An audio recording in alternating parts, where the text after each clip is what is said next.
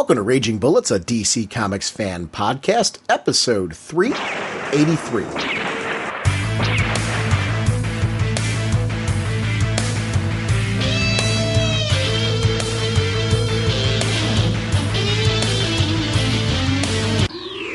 Welcome to Raging Bullets. I'm Sean Whalen, drnorge, and I'm joined as always by Silver. Welcome to the show. How's it going? That will make sense later. You completely threw me off on that one. That was my intention. I was going to throw the whole little Jim Sensei of the Whatnot, Segulin and Duke of into all that, but I just wanted to leave it. It was going to be aluminum, though. I thought not silver, because I thought silver's too expensive for me. No. See, I value you very highly. On this episode, we are going to be talking about Forever Evil, number 6, and the huge events there. We're also going to be talking about two books that are very important to us, The Movement, issue number 10, and Batgirl, issue number 28.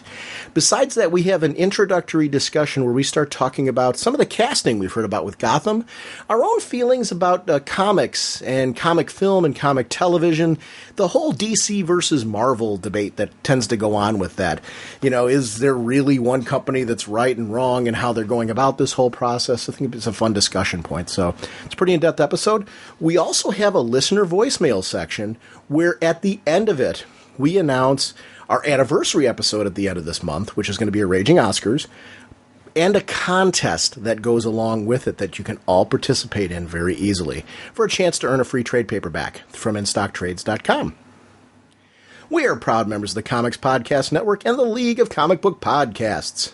Sponsoring this episode is DCBService.com and InStockTrades.com. Over at DCBService.com, I am a huge fan of getting omnibuses at 50% off, especially, when you can pre-purchase them and save that kind of money. Doom Patrol, if you're a Grant Morrison fan, the Doom Patrol Omnibus hardcover is coming out. This collects the entire run of Doom Patrol, from issues 19 to 63 and Doom Patrol Special number 1 with a new cover by Brian Boland. This is a $150 book collecting Grant Morrison's entire run. 50% off, only $75. If you are a fan of omnibuses, you never touched Grant Morrison's Doom Patrol work, you've always wanted to, this is the way to do it. You're getting everything in one beautiful volume.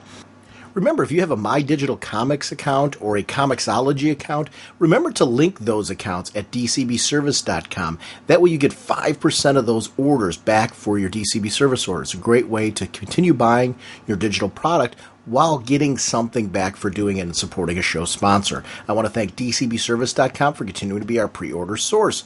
Over at InStockTrades.com, they are constantly doing amazing offers, and we have a contest we're going to be doing using InStockTrades.com. For example, there's a movie coming out. I'm a big X-Men fan, and they're going to be doing Days of the Future Past in the next movie. The hardcover is available at 50% off, only $19.99. Over on the DC side, I'm a big fan of Harlequin, and if you never touched on the old Harlequin series, they've got Harlequin, Welcome to Metropolis, $9.99. It's a wonderful shopping experience to go over to InStockTrades.com and just sort through the amazing comics that are being offered there. They have Constantine, Hellblazer, the Shoot trade paperback, only $8.69. Once you start saving 40, 50% off on these trades, it's great to be able to bundle and collect a bunch of them. Remember, orders of $50 or more give you free shipping, and that's from InStockTrades.com. Mr. Segulin, sir, what kind of a podcast are we? Raging Bullets is a spoiler podcast. We go in-depth into plotline, story twists, and whatnot of the comics we're discussing on the show. So if you haven't read the books, you may want to come back later so you can better enjoy the show. That was silverific. Let's talk some comics. And actually, I do want to make a quick addendum before we kick right into the episode.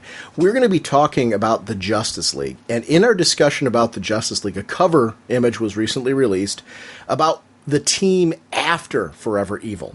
And I mentioned one character that's front and center on that cover.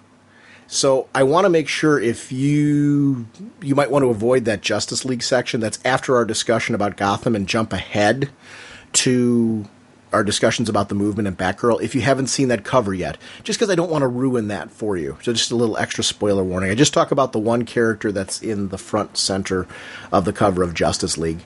It tells a little hint about the team in the future. So I wanted to put that little disclaimer because our goal isn't to ruin that, but there was a point in that discussion where Jim and I like to talk about those things, and I couldn't really resist talking about it because it's been so prominently out there, and most people that follow comic news have already seen that, but I just want to make sure. Spinning with great speed, the Flash creates a protective vacuum around himself. Jim, was funny. We had a casual conversation in passing about the TV series Gotham, the one that really is focusing on Commissioner Gordon and kind of a prelude to the Batman saga as we know it. Really actually filling in those in-between years that we often don't get to see, about a very young Bruce Wayne, a very young Jim Gordon getting his start. But they cast the kid from the TV show. I don't know if you ever saw the TV show Touch. It's David Mazouz, and apologies for the name butchery. It's Mazouz. He was on the show Touch with Kiefer Sutherland, which lasted for 2 seasons. I really liked it. And he's going to be cast as the very young Bruce Wayne. The idea behind this show is not to show Batman becoming the Dark Knight, but how Commissioner Gordon really became the guy that we know him to be. I'm very excited about that concept because we've had miniseries in the comics that have been done, kind of focusing on early years of Jim Gordon, but never anything with that kind of depth. The idea of an Arrow or Smallville style series focusing on Jim Gordon, to me, is very rich and very different, and it's something for us as comic book fans to get to see something we haven't seen before. In Smallville, I think, is the better comparison, because I think we saw some real depth to some years of Clark's life on that show that we'd never seen done before in that format. So I think this is where this Gotham thing, and I don't know if you feel the same way. I'm excited for that. Oh, I'm definitely excited for it.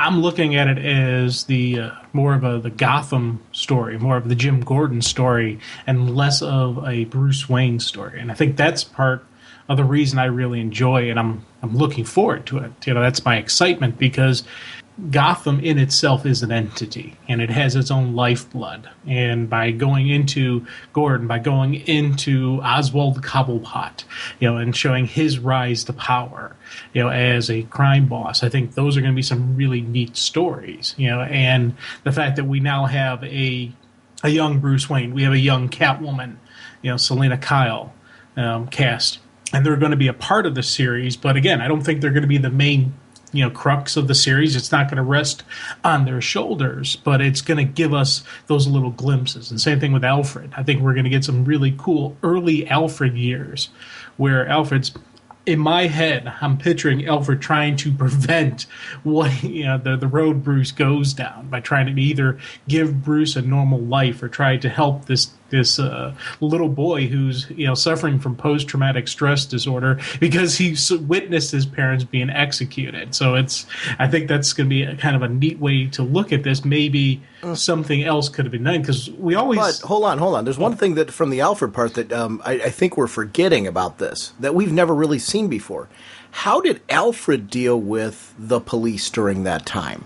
Like, there's a whole era there where we've never really seen, because Alfred was the parent figure and thrust into that role. And I know, at least I thought, part of the hype of this series, one of the things they're going to be exploring is Gordon, one of his cases is going to be the death of the Waynes. So we're going to get to see from Alfred's perspective what it was like to deal with the police during all that, which I think is really cool. And everything you're saying is amen, very cool. But I think Alfred might wind up having a larger role because of that being a huge case that's going on amidst everything else that we know would happen in Gotham, with characters like the Penguin. Robin Lord Taylor is going to be the Penguin.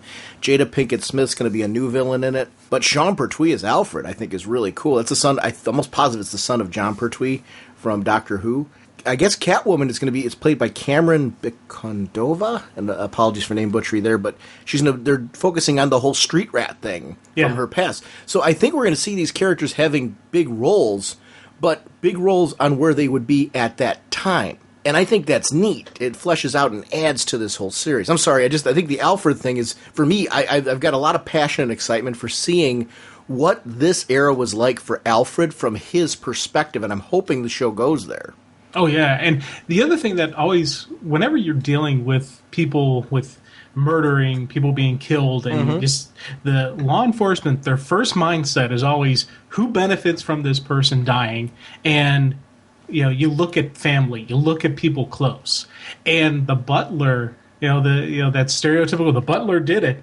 That could very easily pop in someone's head because here you look at what Alfred's getting now. Alfred was the butler. Now he is the father figure to this billionaire child. So he's the one in charge of the money. So I'm personally wondering, are they going to look at Alfred initially, see if he had something to do with it? That could put a whole nother twist, a whole nother spin on the story. Because, that I think would be a neat way to approach this. You don't really know or don't really trust Alfred initially. So that could put some distance between the Alfred and the Waynes and the police, which could later on play into, Bruce's vigilantism. Oh, I love that. Yeah, there's so much that I think could be played out here. I can't wait to see where that goes. I just think it's a neat show. I get interested with casting, and here's the reason why. I'm not really a big fan of, I like being open-minded, and I really hope that, like, when they put these shows together, sometimes they'll pull in people for casting, and I'm like, wow, they picked that person for that role? But I don't put a lot of weight on, like, feeling negative about it. I want the show to succeed because, I mean, for me, a series that's focusing on Gotham every week is like a dream come true. So that's cool. I want to see what this plays out like. But, by the same token, you hope that, like, the casting that's made, the stories that are going to be told really delivers on the level of some of our favorite shows. And I want this show to succeed. I don't want it to be a dud. It's looking good to me. I like hearing that we've got Commissioner Gordon in it, Alfred in it, the Penguin in it. New villains are being introduced. Catwoman at an appropriate age as a street rat. That stuff is neat to me because it shows that they're trying to put together an environment that for us as fans is going to be very familiar. At a time where they can really play around with things.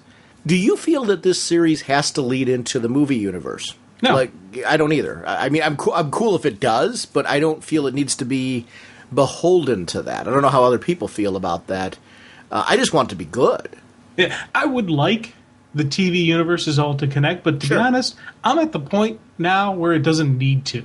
It would be neat if this Gotham universe tied into Arrow and Flash. That'd be kind of a neat little connection, or some type of just continuity, and just you have your TV continuity. That'd be kind of neat. But in all honesty, it doesn't need to for me. This could be Gotham could be its own separate universe for me, and they tell the story in it. Here's why. As I say that, I know I am a rarity, or I know there's people out there who probably, will fervently disagree with me. Here's where I disagree with Gotham directly connecting to Arrow or Flash. Because that would mean that both the Flash and Green Arrow are older than Batman. Not necessarily. What are you talking about? This is 10-year-old Bruce Wayne on this show. But it could be 10-year-old Bruce Wayne, and it may not be 2014. We don't know what year Gotham takes place in. No. There's that end of it, sure. But this show would always be a prelude to then what's going on Arrow and Flash. It wouldn't directly tie in the sense that you could do crossovers or anything like that. Yeah, unless you were flashing forward into the future.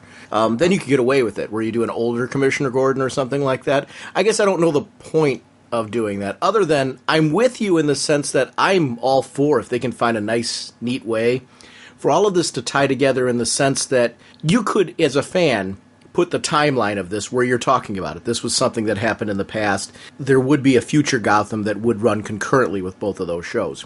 But I really don't want this show to tie in directly, timeline-wise, with Arrow and Flash because of the fact of the Age of Batman in it.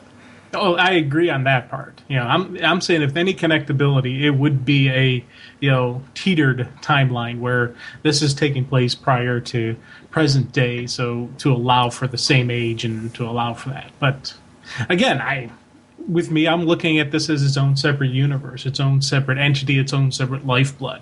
And it was funny. I was talking to my Italy brother Dave, and he was laughing because he's a comic book fan, but he doesn't read comics. He's a fan of the genre. He's a fan of superheroes. He gets into all the movies and the TV shows and whatnot.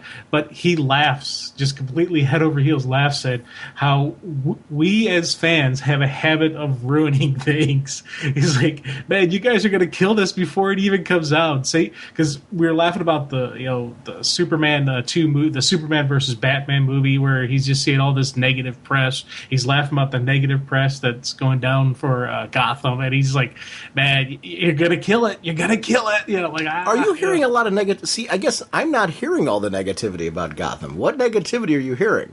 I mean, I tend to stay pretty much so in the know. Like, I tend to follow news sites and stuff like that. I mean, I'll see an occasional thing here or there, a thread on a message board or something like that. But I'm not seeing, like, a lot of trashing this. It's not like what you were talking about with, like, Ben Affleck or something like that. Right. Cast as Batman. I don't see anything remotely in that category for Gotham. Yeah, I'm not seeing too heavy on Gotham. I'm seeing more heavy on the movie stuff. And I'm going to be honest with you, for the general public, I don't know that there's really... I think the backlash is just with comic fans with Ben Affleck casting. I don't know there's a whole lot of people that, like, are ready to bash this movie because of it. I don't The outsiders hear us bash it, and all they hear is the negative. Because, my brother, he's as much an outsider as anybody else. He's the kind of guy they would want to watch the movie, but... just quick looks, he hears the negative stuff, and he doesn't delve into it to see what kind of negative stuff. He just gets the quick flashes. I've got people at work, same deal, where they're just like, man, DC's got to get their act together like Marvel, because they hear positive stuff from people on Marvel, but negative stuff on DC, and they don't really hear the positive stuff on the Superman versus Batman movie or anything.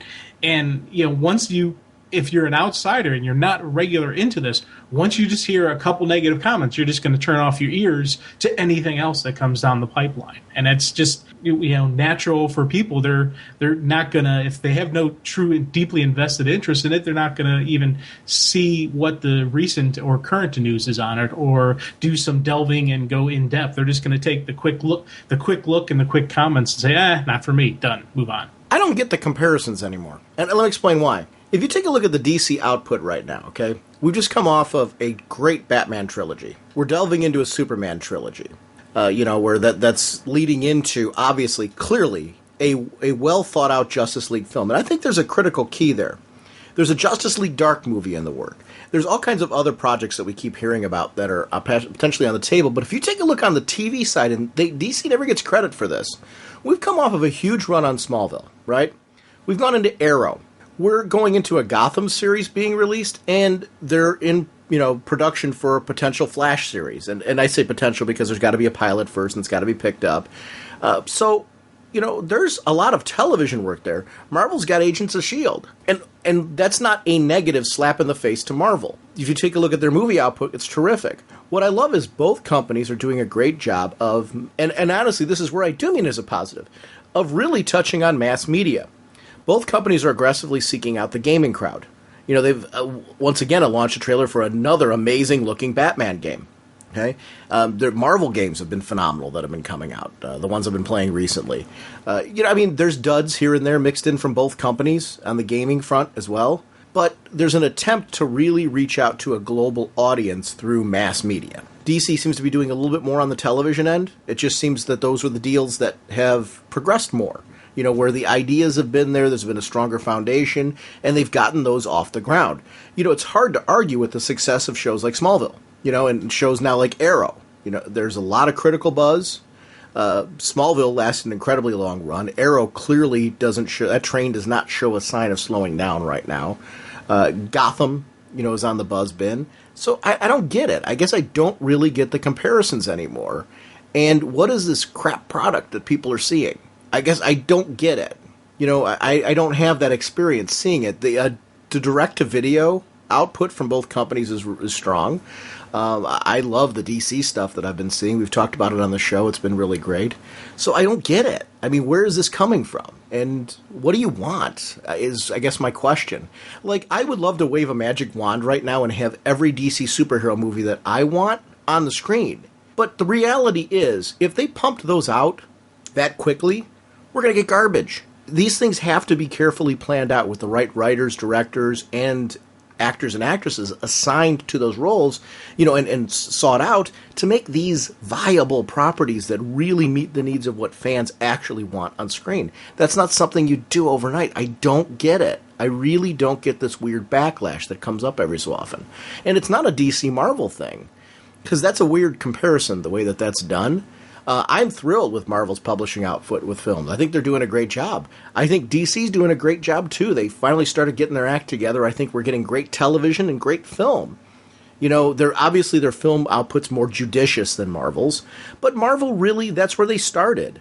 And that plan was not something that happened overnight either. And if DC's doing anything smart, DC Entertainment, it's that they're taking their time and looking at really making a well-thought-out long-term plan, as we see in the casting choices they're making for Superman, Batman. So I don't, if anything, as fans, we should all be giddy right now that they're listening. It's very clear that they're listening. And I mean that with both companies. I mean, there's a Guardians of the Galaxy movie coming out this year. And that's not meant as a slight. I'm excited for that. What a cool property to be throwing on screen.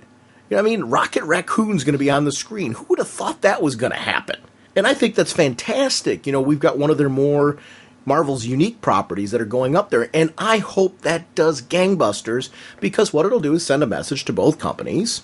And I think to the comic medium in general that, hey, if you throw out first of all, I hope the movie's terrific. And I hope it does really well, if it is terrific, to send that message of, hey, try out some of your more unique properties. If you do it well, people will go to the movie. And I hope that that's what happens with that film. I do, just for that reason. So I root for this stuff. I don't sit around going, oh, that's going to suck. This is going to suck. Let me find time to trash this. What happened to fandom? I think there is, though, a silent majority or a growing larger majority of people that are stepping forward and saying, no, I'm excited for this. I want to talk about it. That's not to say that you have to be 100% excited about every announcement. But, why do we want these not to succeed? I don't get it. That's a weird thing. And I can see your brother's point, as far as, for me on the outside, if I go onto a message board and I see a whole bunch of comic fans trashing this, it's hard for me to know why I should go watch it. We should be the ambassadors and hope it succeeds. Hey, if you film it, they will come. Well, but where are these comic fans getting burned lately? Do you know what I mean? I don't remember the last time I went to the box office for a comic film and felt like I got burned. Yeah, it's weird because I think people just hang on to the hate, and it's easier to be snarky. It's easier to make a negative comment than to say, hey, I actually liked it, And it's something we've seen with comic books even, where they're like, well, if I'm going to be critical, I have to be negative. No, you can talk about what you liked about the thing, spread the love, what's your projects that you think are awesome out there. And it's not just being a blind fanboy if you say, hey, I happen to like this. I happen to enjoy it. Because it's, I'll hear, and it's kind of an odd thing that one of the things that I'm finding lately is people initially will say one thing and then they start shifting their opinions down the line.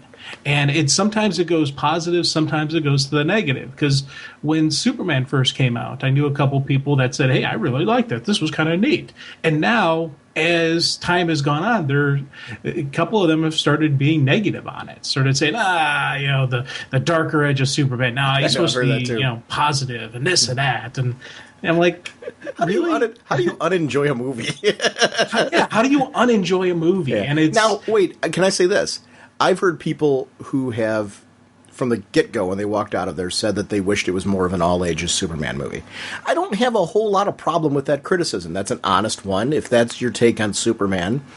I guess I look at it as, we've got the great Christopher Reeve films that I would not hesitate to show anybody in the younger crowd. I think they're accessible. I think this Man of Steel is going more towards the same crowd that went to the Dark Knight films, and yet I still felt like it was uniquely Superman, so it worked for me. And it honestly is set in a modern time where you're dealing with the internet and the kind of media today, and what Superman would really deal with in our world, not in the world of when he was originally created. That's the difference. And that's why that film worked for me, was because it was set today. Now, if they set it deep in the past, did a great Superman movie that was set during the time of his origins, and it was more lighter, it had a lighter tone to the whole thing because of it, I would appreciate and love that as well. I think you could do some kind of film noir thing where you really go into, the early era of, Superman and set it then, and it would make a great film. But I would almost want that to be a companion piece to this instead of being a slap to the face of this, because I really liked Man of Steel for the fact that it was very contemporary. I think there's an option to do that again in the future. You know, like you can do this Man of Steel trilogy, and at some point in time, you know, down the road, if they want to reboot the Superman film franchise, you could go and do something very classic with it.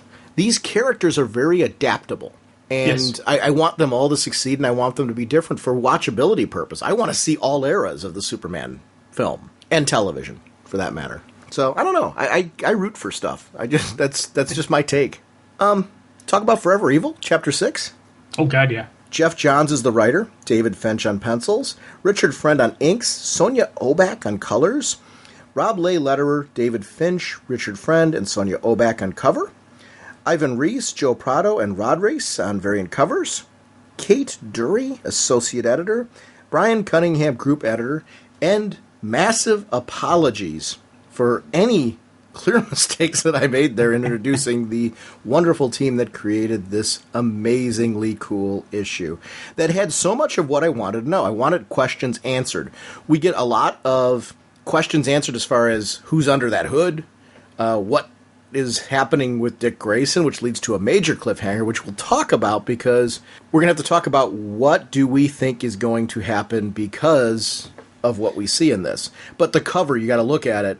Right away points out we've got Nightwing all wrapped up, looking very doomed in Nightwing's last stand on the cover. What a great opening for this issue. I thought it was just a terrific cover. Let's just jump to the Nightwing stuff right now. Go for it. You know, that was outstanding. You know, they strap him to, you know, the death base, basically a doomsday device that it's triggered to his heartbeat. As long as his heartbeat's going, you know, it's called the murder machine. The murder machine. You know, and once it's triggered, once the countdown starts, only way to stop it is to stop his heart. And as soon as I saw that, I was like, oh my God, I know what's going to happen here. And it was the only route this story could have gone. And it's, you know, Luthor made an executive decision. Got to stop Dick Grayson's heart. And that for me was just like, holy crud moment, because right there, we see it. Dick Grayson is dead. Flatline. Now, there's dead. And then there's mostly dead. Mm-hmm. And that's where I'm leaning towards with Grayson. The heart stopped, but you know what? You can always bring a heart back, maybe. And I think that, to me, is the executive decision Luthor made. That I'm going to stop the heart so we can disarm the nuclear device and then bring him back. I'm calling it now. Owlman's going to revive him. You think Owlman's going to revive him? We know he's there. And he's been trying to stop anything happening to Dick Grayson. We've seen that in this issue. The mad scramble that's going on with the Outsider and him is really for the purpose of trying to stop what's going on with Dick Grayson right now, which I think the Outsider might have succeeded on if not for the intervention of Black Manta. But I'm wondering if Owlman will show. If not, obviously Lex Luthor and Batman will take care of it. The one thing with the murder machine, let's talk about this. This is apocalyptin technology. I was thinking right away, this is the type of thing that Mr. Miracle would have been escaping from. I love this because this is classic DC lore. What a great thing that Johns did, putting something like this and having that be the background of it, as we really set up an interesting trap for Dick Grayson. But I do think Owlman's going to play a role in the revival of Dick Grayson. But what we also have here is Dick Grayson died. Dick Grayson is dead, and flat out, and I loved when... But this explains how Dick Grayson's now going to be dead. We could set up a new identity for this guy now. Oh, definitely. You know, again, it's... Yeah, they could have done this, you know, without actually killing him, but I like the fact that they did. And I'm saying I like the fact that they did because I'm betting everything on the fact that somebody's going to bring him back. Oh, yeah. I was leaning towards Luthor actually bringing him back. And you can kind of see it in the fact that, well, Bruce is yelling at him, calling him a murderer, getting ready to beat the living hell out of him. You know, Luthor's trying to say, hey, there's something else I got planned here. And I think that's been in Luthor's mind is planned the entire long.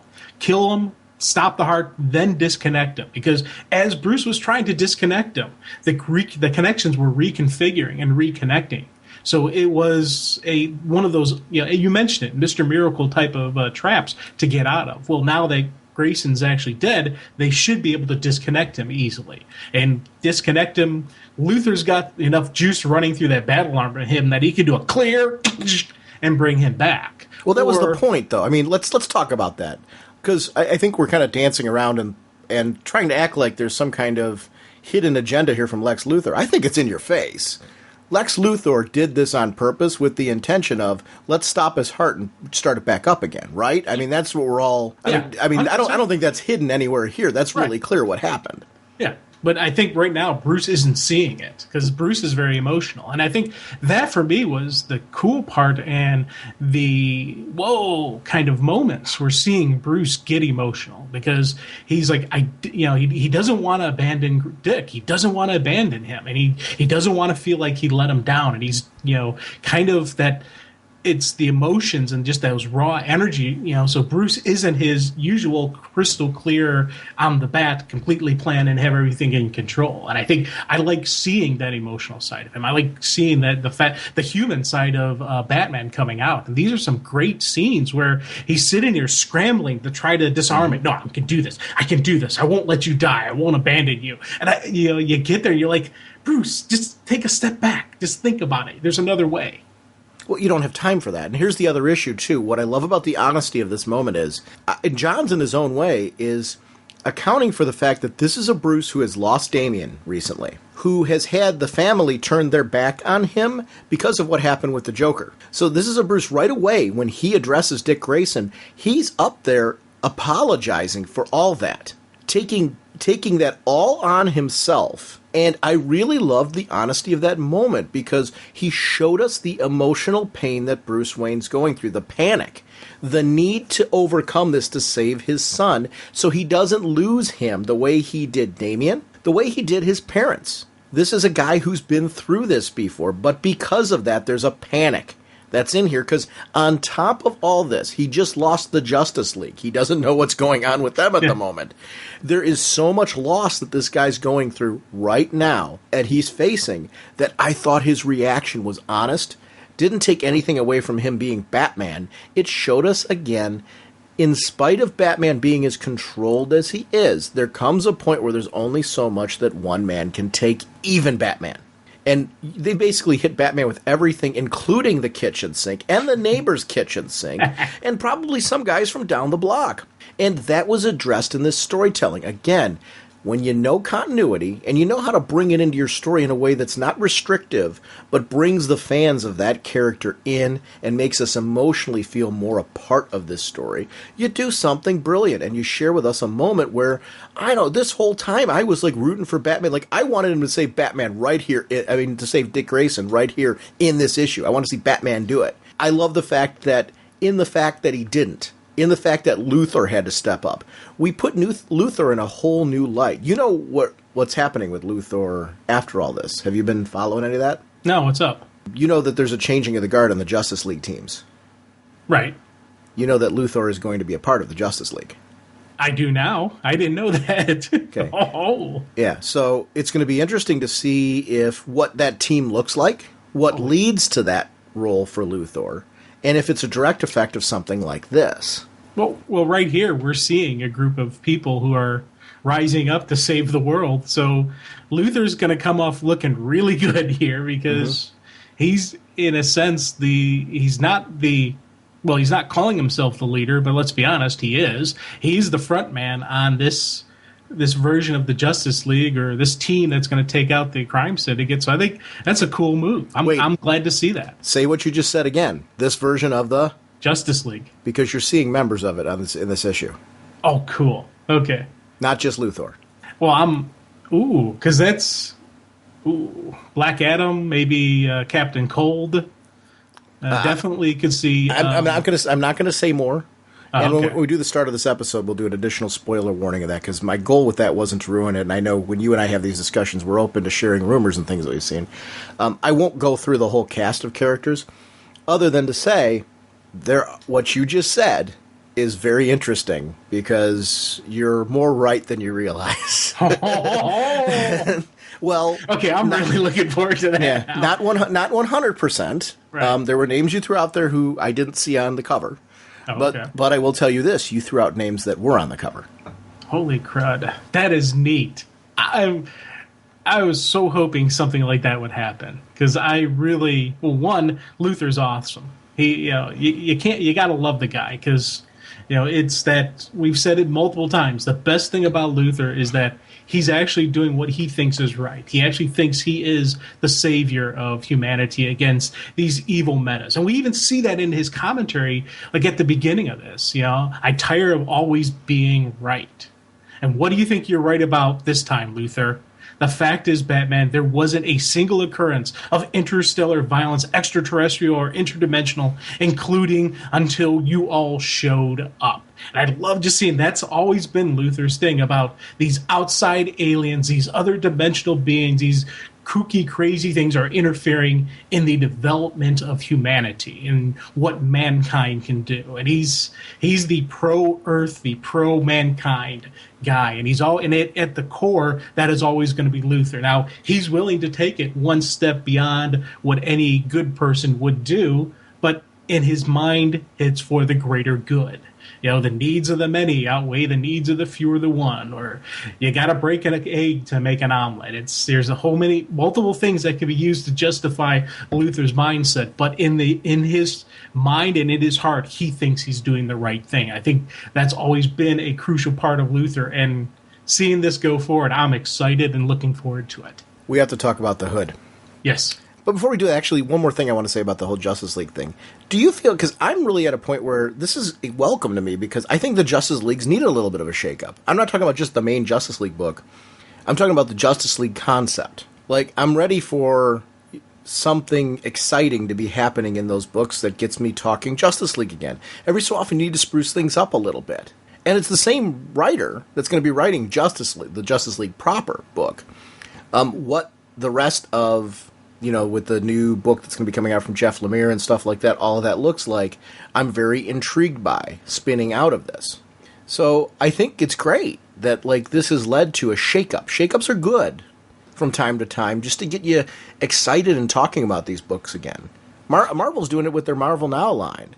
Just getting people excited again. This event should spin out into something where it mattered. It's clearly going to.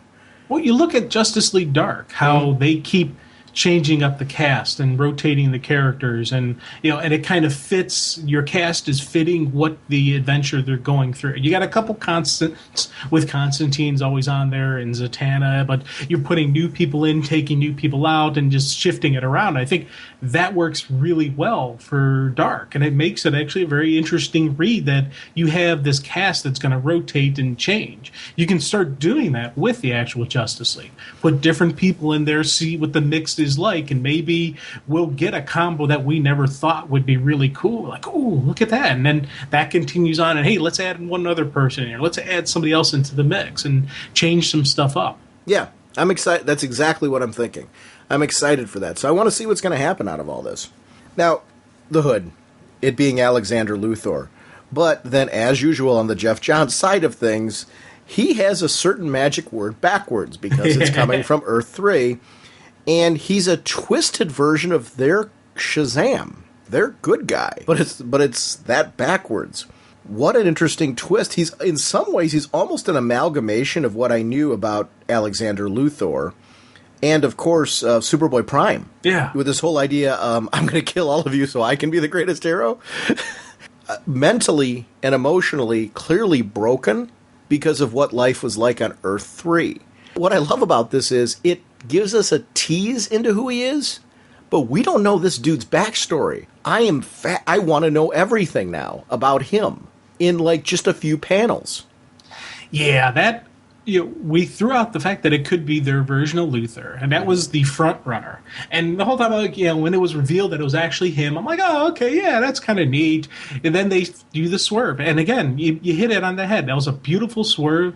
I'd never even once thought, hey, I wonder if he's Shazam or their version of Shazam. No. That never popped in my head. And then even the fact that we find out he is their version of it, you kind of get those darker glimpses, and you're like, is he a hero? Is he a villain? What's he going to be on this world? What was he on his other world? That's the whole question of when they cross over, how are they going to react? How are they going to be on this world? And I like that. I like the unknown. I like the mystery. And again, wonderful tease for the end of the issue where, the black lightning fires and he's all powered up and he's ready to kill some people. And you're like, okay, is he just killing them because they're bad guys, or is he killing because he's a bad guy himself? And that beautiful cliffhanger right out of something we were all expecting. Oh, he's like an evil Hulk Hogan. What you gonna do when the evil Alexander Luthor and the power of Mazaz runs wild on you? Because it's Mazaz, right? Isn't that? I guess that's how you pronounce it. Sure. Mazaz. I was looking at it and I went to try to pronounce it. I'm like, it's backwards Shazam, and that was it for me. That's what I've been saying too. So I mean, I'm not completely sold that I'm right on Mazaz, but I love the costume. I think it's a really good costume because it's got the Luthor L, which again shows the ego of whether you're a good guy or a bad guy Luthor, or whatever you call this guy, because boy, is that jury out. That's just, to me, one of the cool things about this issue was seeing that. What did you think about the handling of members of the crime syndicate in this? I mean, when I say the handling, I mean, like, let's start with the outsider. We talked about it earlier, but he basically becomes a pincushion. Big time. And you know what? I loved it. The fact that, because one, it was Black Manta doing it, it wasn't a hero doing it, it was a villain, and they were going to kill. They're going to take lives when needed, and it was a completely justifiable and called shot on by a bad guy. The fact that, it wasn't done by Catwoman or Bruce, I was completely cool with it, and I was laughing, to be in a sick way. I admit it's sick to watch someone get multiply stabbed like that, but it was just, I don't know, I think it's the same kind of joy I had when I saw Sinestro take out Power Ring. It was just, you need to have these villains do this. This is who they are. They gotta be true to themselves. They're not going to start changing over just because they're fighting alongside Batman. They're going to be villains. They're going to be killers. And that is the appropriate way he would have handled it. He attacked him from behind and stabbed him multiple times and kept stabbing him until he made sure he was 100% dead.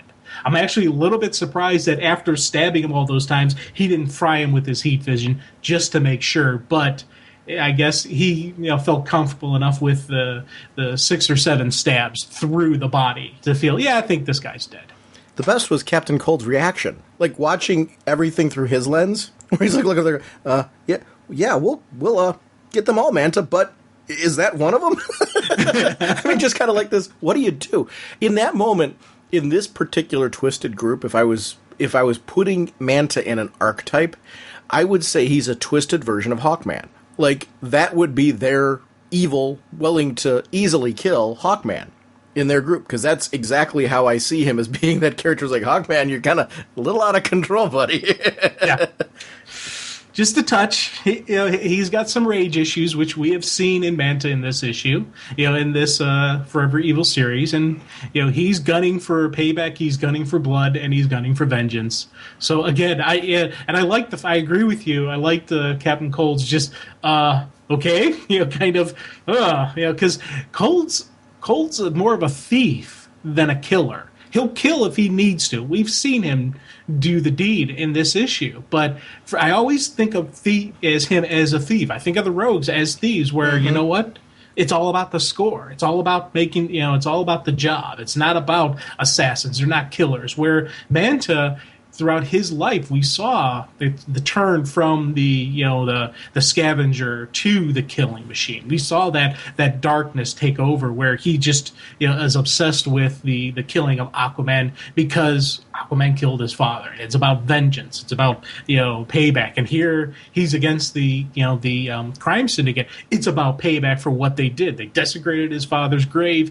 He's going to go for some payback. He's going to go after any and every one of them. And I like seeing that intensity, but I also like seeing hey, hold on. And, when the crime syndicate shows up, you get, again, some more serious, some true to character format, where initially Sinestro and Ultraman are duking it out.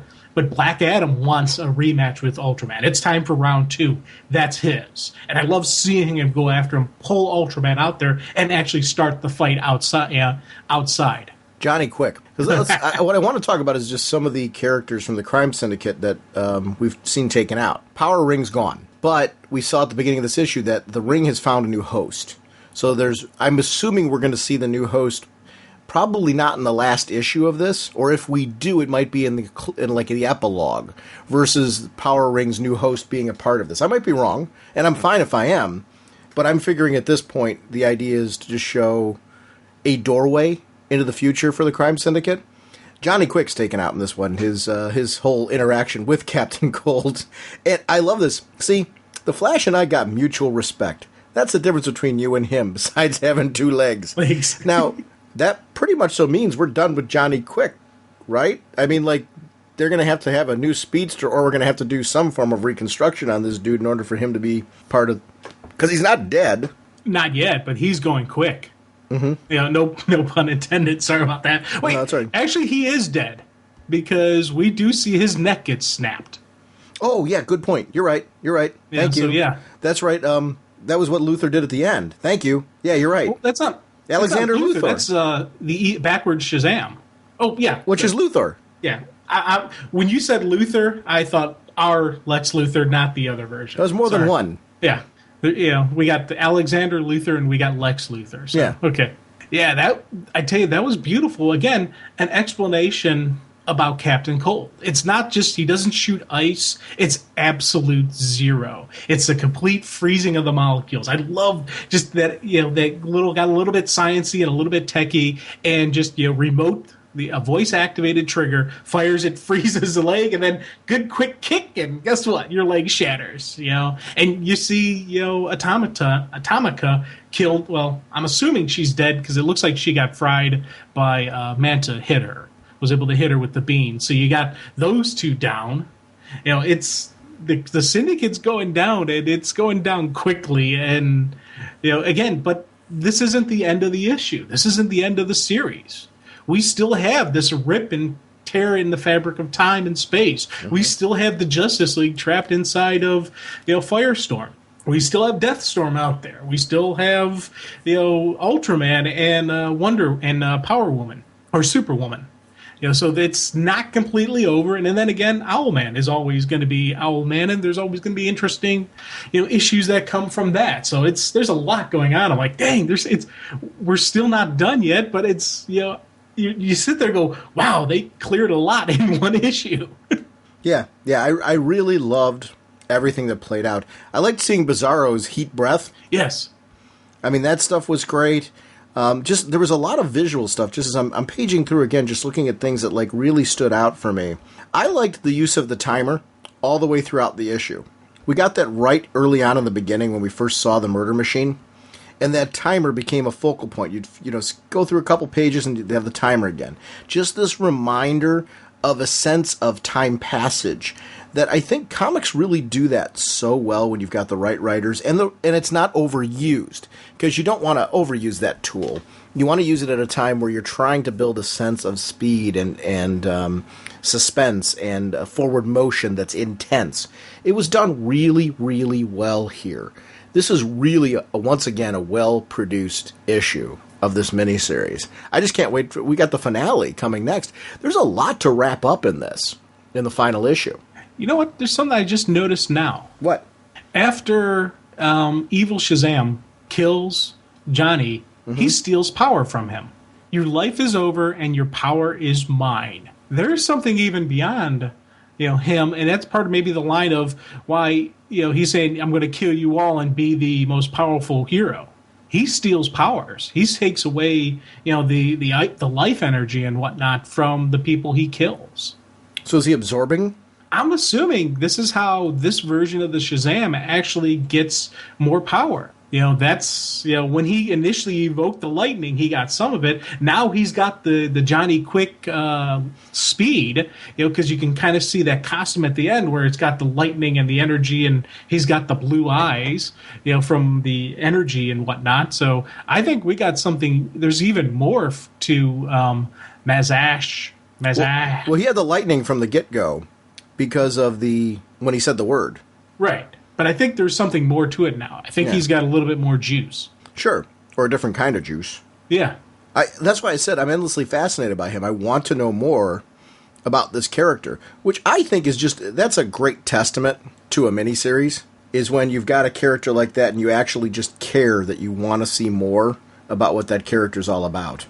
I don't know where or how. I don't know if it's going to be in one of the upcoming issues of Justice League or Justice League of America or something like that, where we might get like a little bit of a lens into this guy. Because I can't imagine there's going to be a whole lot of time for exposition on who he is in the next issue. Yeah, where's the room? We only got one more issue left. Mm-hmm. So we got to wrap up who he is, wrap up who the line, the energy line, and deal with their version of the Trinity. We may end up this may end up being just a banishment of those three out of our universe, sealing up the Terran space and time. Yeah, just terrific. I know. This is where events work. I really am a firm believer that when you've got a good event like this is where there's nothing but excitement. And I can say I didn't see it going this way. Oh, agreed. 110%. When this whole series started off and we were throwing out theories, we didn't throw out this theory. We said the possibility that it's their Alex Luce, and we even said that was probably the front runner. But, we got that, but then there's still even more shifts to it. There's more twists to this. I was thinking it would be the Justice League who defeats the bad guys. Well, it's not really our Justice League. It's these villains who have banded together. They're the ones who so far have taken out the crime syndicate. Now, will the Justice League we're used to show up, or will they be in after the fact? I don't know. It's kind of curious. Yeah, I agree. Good stuff. Like a human helicopter, the Flash rotates his body, rising faster, faster! Our next issue will be The Movement, number 10. The writer is Gail Simone, art by Freddie E. Williams II, colorist Chris Sotomayor, with letterers by Carlos M. Mangual, cover by Stefan Rue, and assistant editor Kyle AndrukIEWICZ,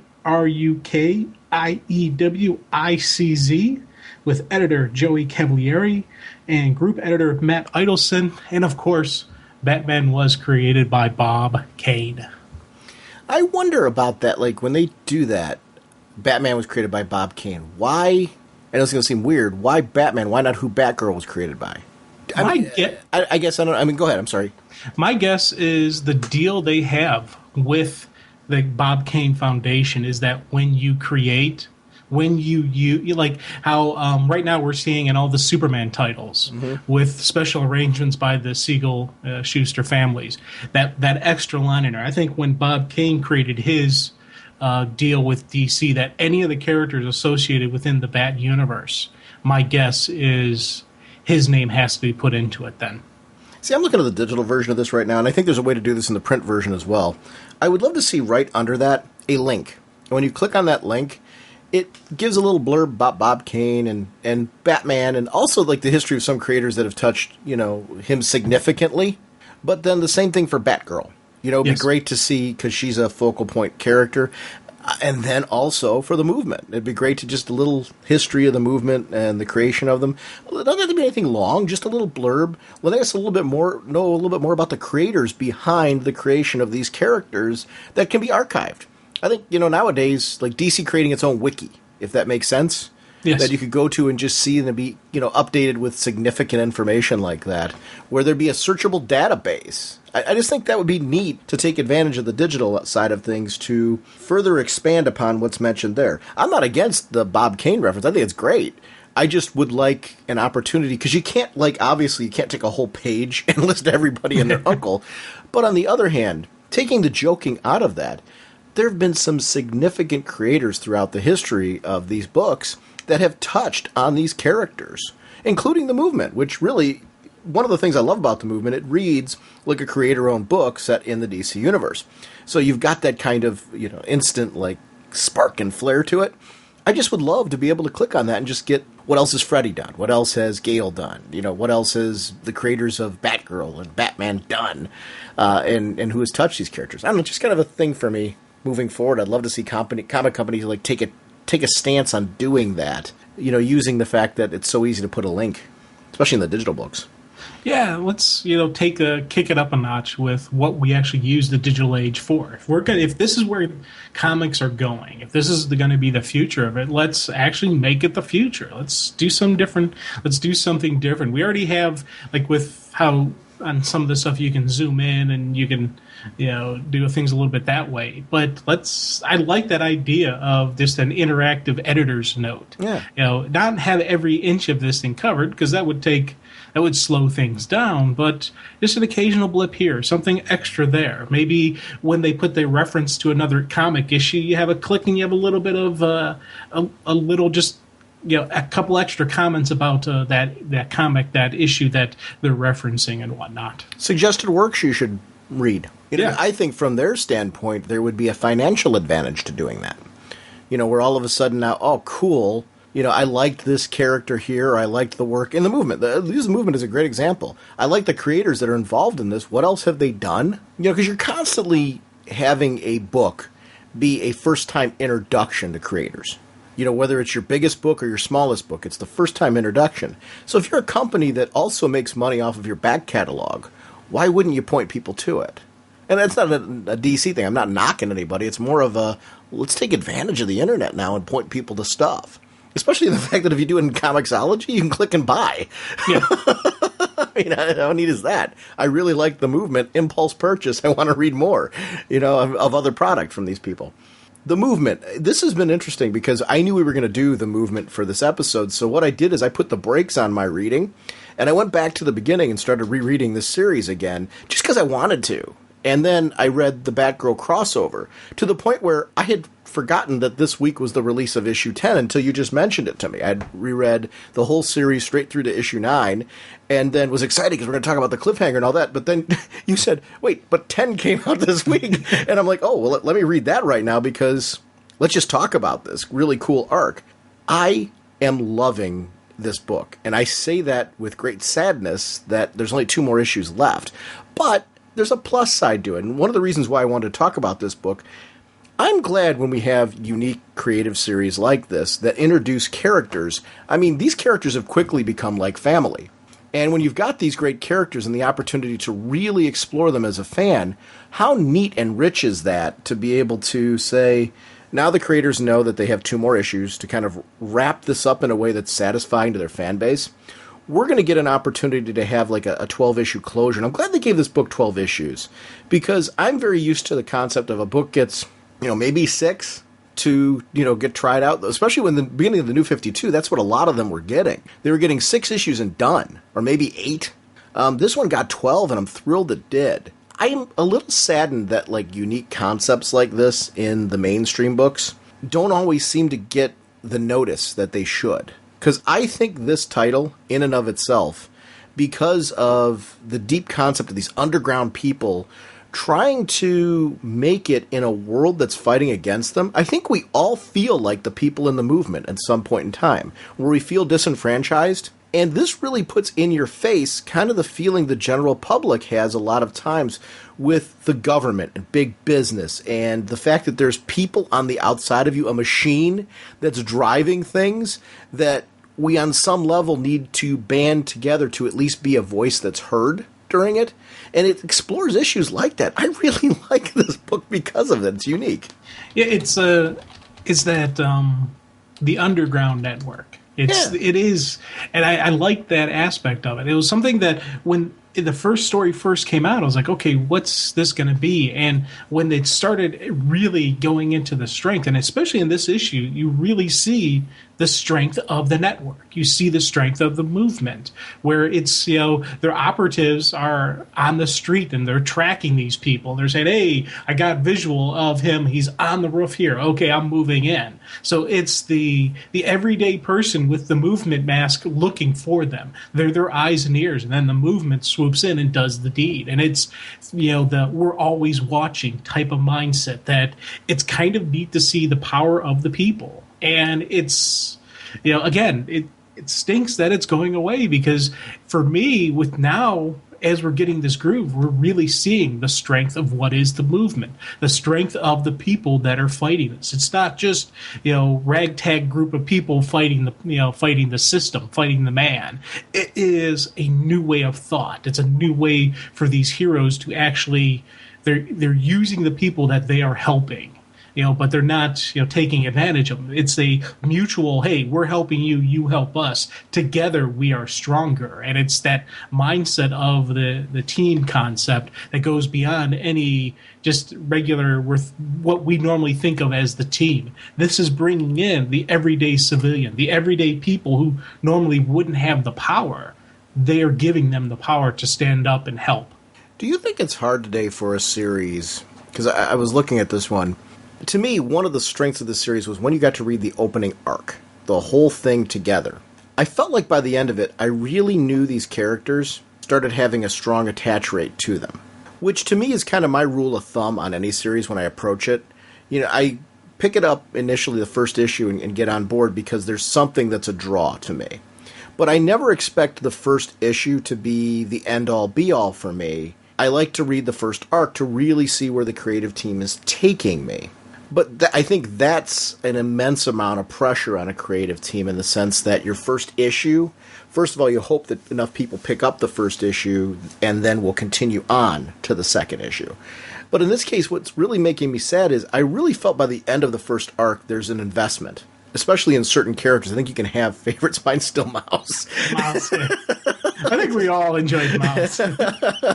That's not taking anything away from anything. Virtue, for example, as the team leader, I felt like she was somebody that benefits the most from a longer form viewing of it, where you really get to know more of her in her interactions with others and how she's emotionally reacting to them. Especially when you take a look at this issue 9 and 10, I think she really shines here in her interactions with Batgirl. Yeah. Where there's a chaotic situation, there's some real moral things that are put on the table here. Like, for example, lifting her mask, to use that as they're recognizing, wow, this is Batgirl. It's a big deal. Not only because it's Batgirl, but because of her running mates. Yeah. You have to, it was very smart of them to say, we've got to have some form of leverage here to try and keep her under control or we're doomed. But even Rainmaker, in that one moment where she goes, this just doesn't feel right to me, that was something that just really stood out to me. This group is strong, and it's a great book because each character's unique. On paper, if you said these guys are going to be friends and band together, you would never feel that because of how different they are from each other. I recently did a podcast where I got to talk about Uncanny X-Men 160. It was the first issue that I read back in the 80s, and I was like 11 years old when I read it. But I remember the draw at that time was each one of those characters, when you look at that cover, none of them look like they should be together. You got Colossus and Nightcrawler and Kitty Pryde. They all are so unique and different. Their costumes are different. It was a team book where the team had their own unique personalities that were clearly defined from the initial visual of Belasco's hand down there and these characters surrounding them. And as you read the book, much like what you see here with this cool book, The Movement, each character had a unique background, backstory that made them a misfit. They weren't what you would call mainstream. They weren't your superheroes that would appear on the Justice League. These are people in the underground. They're street level. They're recognizing the corruption to the little people that the big-time heroes don't have time for, and this is being addressed here. That's one of the things that I really liked. This is a team right from the beginning that I felt like, wow, I could see myself being a part of this team, and being an equal in this team, and actually finding that along the way, these are people that I would become friends with in spite of it all. That was something that I really liked. And I go back to my favorite one, Mouse, in general, because Mouse would be the guy that, I think you immediately realize that this guy has a good heart, but he's got a weird quirk about him. I could see him being a guy, when you got to know him, you would be constantly, we'd be joking around about Mouse all the time, yet if somebody else tried joking around about Mouse... Oh, we're throwing down. Exactly. He'd be that guy that, we'd be all, immediately you'd joke and have that kind of thing. Because I've got friends, we're all like this. We have friends that we're like that with, where because of their unique quirks, and, we all have them, you kind of joke around from time to time, but you're protective. Mouse is that guy. Yeah. I think that's why I'm connected with him. I'm like, I know Mouse. There's been times where I've been Mouse. Yes, you have. Yeah. No, it's really, that's kind of, I think we all have been in that place before, and it's great. I love that about this book, that the connectability of the characters, and that's where I think There's a sadness to it. It's also why I really wanted to talk about this book again on the show from a fan standpoint, because if you haven't read this book, I think that's the cool thing now is you can go and read this book. You know it's going to be a 12-issue read. You can get them in nice bundles on like Comixology or from your local comic shop or, you know, in trade. I think the first one is collected in trade. It's really easy to grab these books now and read them that way. Do you ever find, Jim, and I don't know if you're this way, if a series is canceled, does it make it hard for you to jump on and read it? Yes and no. Okay. You know, there are times where, you know, if, like, for example, with this, I've been reading it all along. So I'm going to read through the end for the simple reason that I am enjoying the story I'm getting. And I want to see how it ends because I want to see where these characters could possibly turn up later. Because there's some great characters in here that I would like to see in other DC titles. You know, maybe some of them cross over and join and head over to Gotham and hang out with Batgirl for a while, or appear in other titles or do something with them. You know, so part of the reason I'll do that. But if it's because you think about there's series that have been completely over by time I start to read them, by time I first hear about them. And I'll go back and I'll pick those titles up and I'll read them because you or somebody else said how amazing it was. Like some of the JSA stuff, the old Jeff Johns stuff that has been long since dead and gone by the time we started doing the podcast. I went back and I picked them up. But those I picked up in trade format because I wasn't going to just get, you know, have a bunch of the thing. I was like, I'll go get the trade format. I'll get a nice collection of the JSA stuff or get a nice collection of Justice League International or the not necessarily the Justice League. Stuff like that where, you know, if people are saying, hey, pick this up, this is a good read, I'll go back and I'll get those. Now, you know, given with this, I was on board from day one because of creative team. And then, you know, with it, by the end of that first issue, I was really into these characters. I was like, man, this is a cool story. Okay, I see where this is going. And then as the story progresses, you see even more, you know, shifts and twists. And you start, like, as I said, this issue, you really get a great connection to what is the strength of the movement and what is the strength of these characters and the moral dilemmas they're facing and they're still dealing with and they're still trying to get their grasp on. It makes a realistic, you know, feel to it. And whenever you talk about supernatural heroes and crazy, goofy stuff that happens in the DC universe, to throw out the term realistic is always a very kind of odd thing to say, but this has some true human emotion to it that you're like, yes, this is real. Yeah, I guess the point I was making with that is there's been series over the years that I've read that have been shorter-lived series. A great example would be the Exterminators. I read most of the Exterminators after the fact. I just, at the time, I didn't have room in my budget for it. Heard great things about it. I had read a trade, I forget what reason. I read a trade. We might have done something. Did we do anything with the Exterminators ever? I think we talked about it. Okay. And it may have been at that time I was reading the Exterminators, but I jumped on late, and it was due to critical acclaim. The series was canceled, and it had 3 volumes that I ended up reading. I loved it. I loved every minute of it. And I read series after they're canceled if it was something that for whatever reason I didn't get on. But it usually comes from the fact, not usually, 99.9% of the time, it comes from the fact that what you're mentioning, somebody was passionate about it and says, hey, if you miss this, this is this edgy series that, like, you should have caught on. The Movement's one of those. So I want to do a little recommendation for it just because I think it's really an example of what I think has been a highlight in the New 52 is when they've tried experiments like this. And I hope we continue to see more from the company of experimentation like this, taking risks, trying to launch new series like this with brand new characters because, you know, this is Fallen Angel from Peter David is a great example of it. It was a shorter-lived DC series that wound up spinning into IDW. And had like some really great. I think there's still more of them coming. It went to an ongoing there, and then a series of miniseries. And I'm almost positive we're supposed to be getting more. I hope we're getting more of them because it's one that I've continued to follow outside of DC. I would love to see the Movement, if it's at all possible, continue into some other form, even if these characters appear elsewhere. Just because I think they're, you know, fantastic. I'd love to see one of them appear in Batgirl or something like that, just because of it. This whole sequence where she's got the camera over Batgirl, not knowing the history, because how would you know of what the Joker did? And how Barbara's knocked out. She wakes up. This is her visual.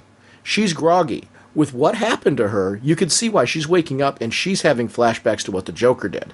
What are you going to do in that moment? Never again. This is a great example of when you have a guest starring character that's written by the same writer who's writing this series and has done clearly so much great work with this character in her own series. This is where you get a powerful moment. Her lashing out there means more if you've been reading Batgirl and you saw how she got to this point that she's at now in her own series. Flash over to this. This is a tremendous movement story. Issue 9 and 10 is a tremendous Batgirl side story. I would say if you are not reading the movement, you never read it before, and you're like, I don't know if it's for me or whatever, but you're a Batgirl fan, read issues 9 and 10. Very accessible. It's a great Batgirl guest starring appearance. It's going to give you a nice flavor into the movement. If you like the movement, you can pick up issues 1 through 8 that led into this. Cool. If not, you got a great 2-issue Batgirl story that really is any Batgirl fan should be reading. So it's just kind of a testimonial. If you don't mind, if you haven't read this and you're a Batgirl fan, pick these 2 issues up because it's great Batgirl storytelling. This whole Joker bit right here, Jim, that we're looking at is absolutely phenomenal, especially when you see Virtue, Rage, Red for Rage. Tying into what we know about Rage in the DC universe, she's lashing out. Get away from me. Get out of my house. She's still not all there. What she does to the one girl was saying, maybe we shouldn't do this. I was like, wow, a tremor. Man, yeah. Yeah.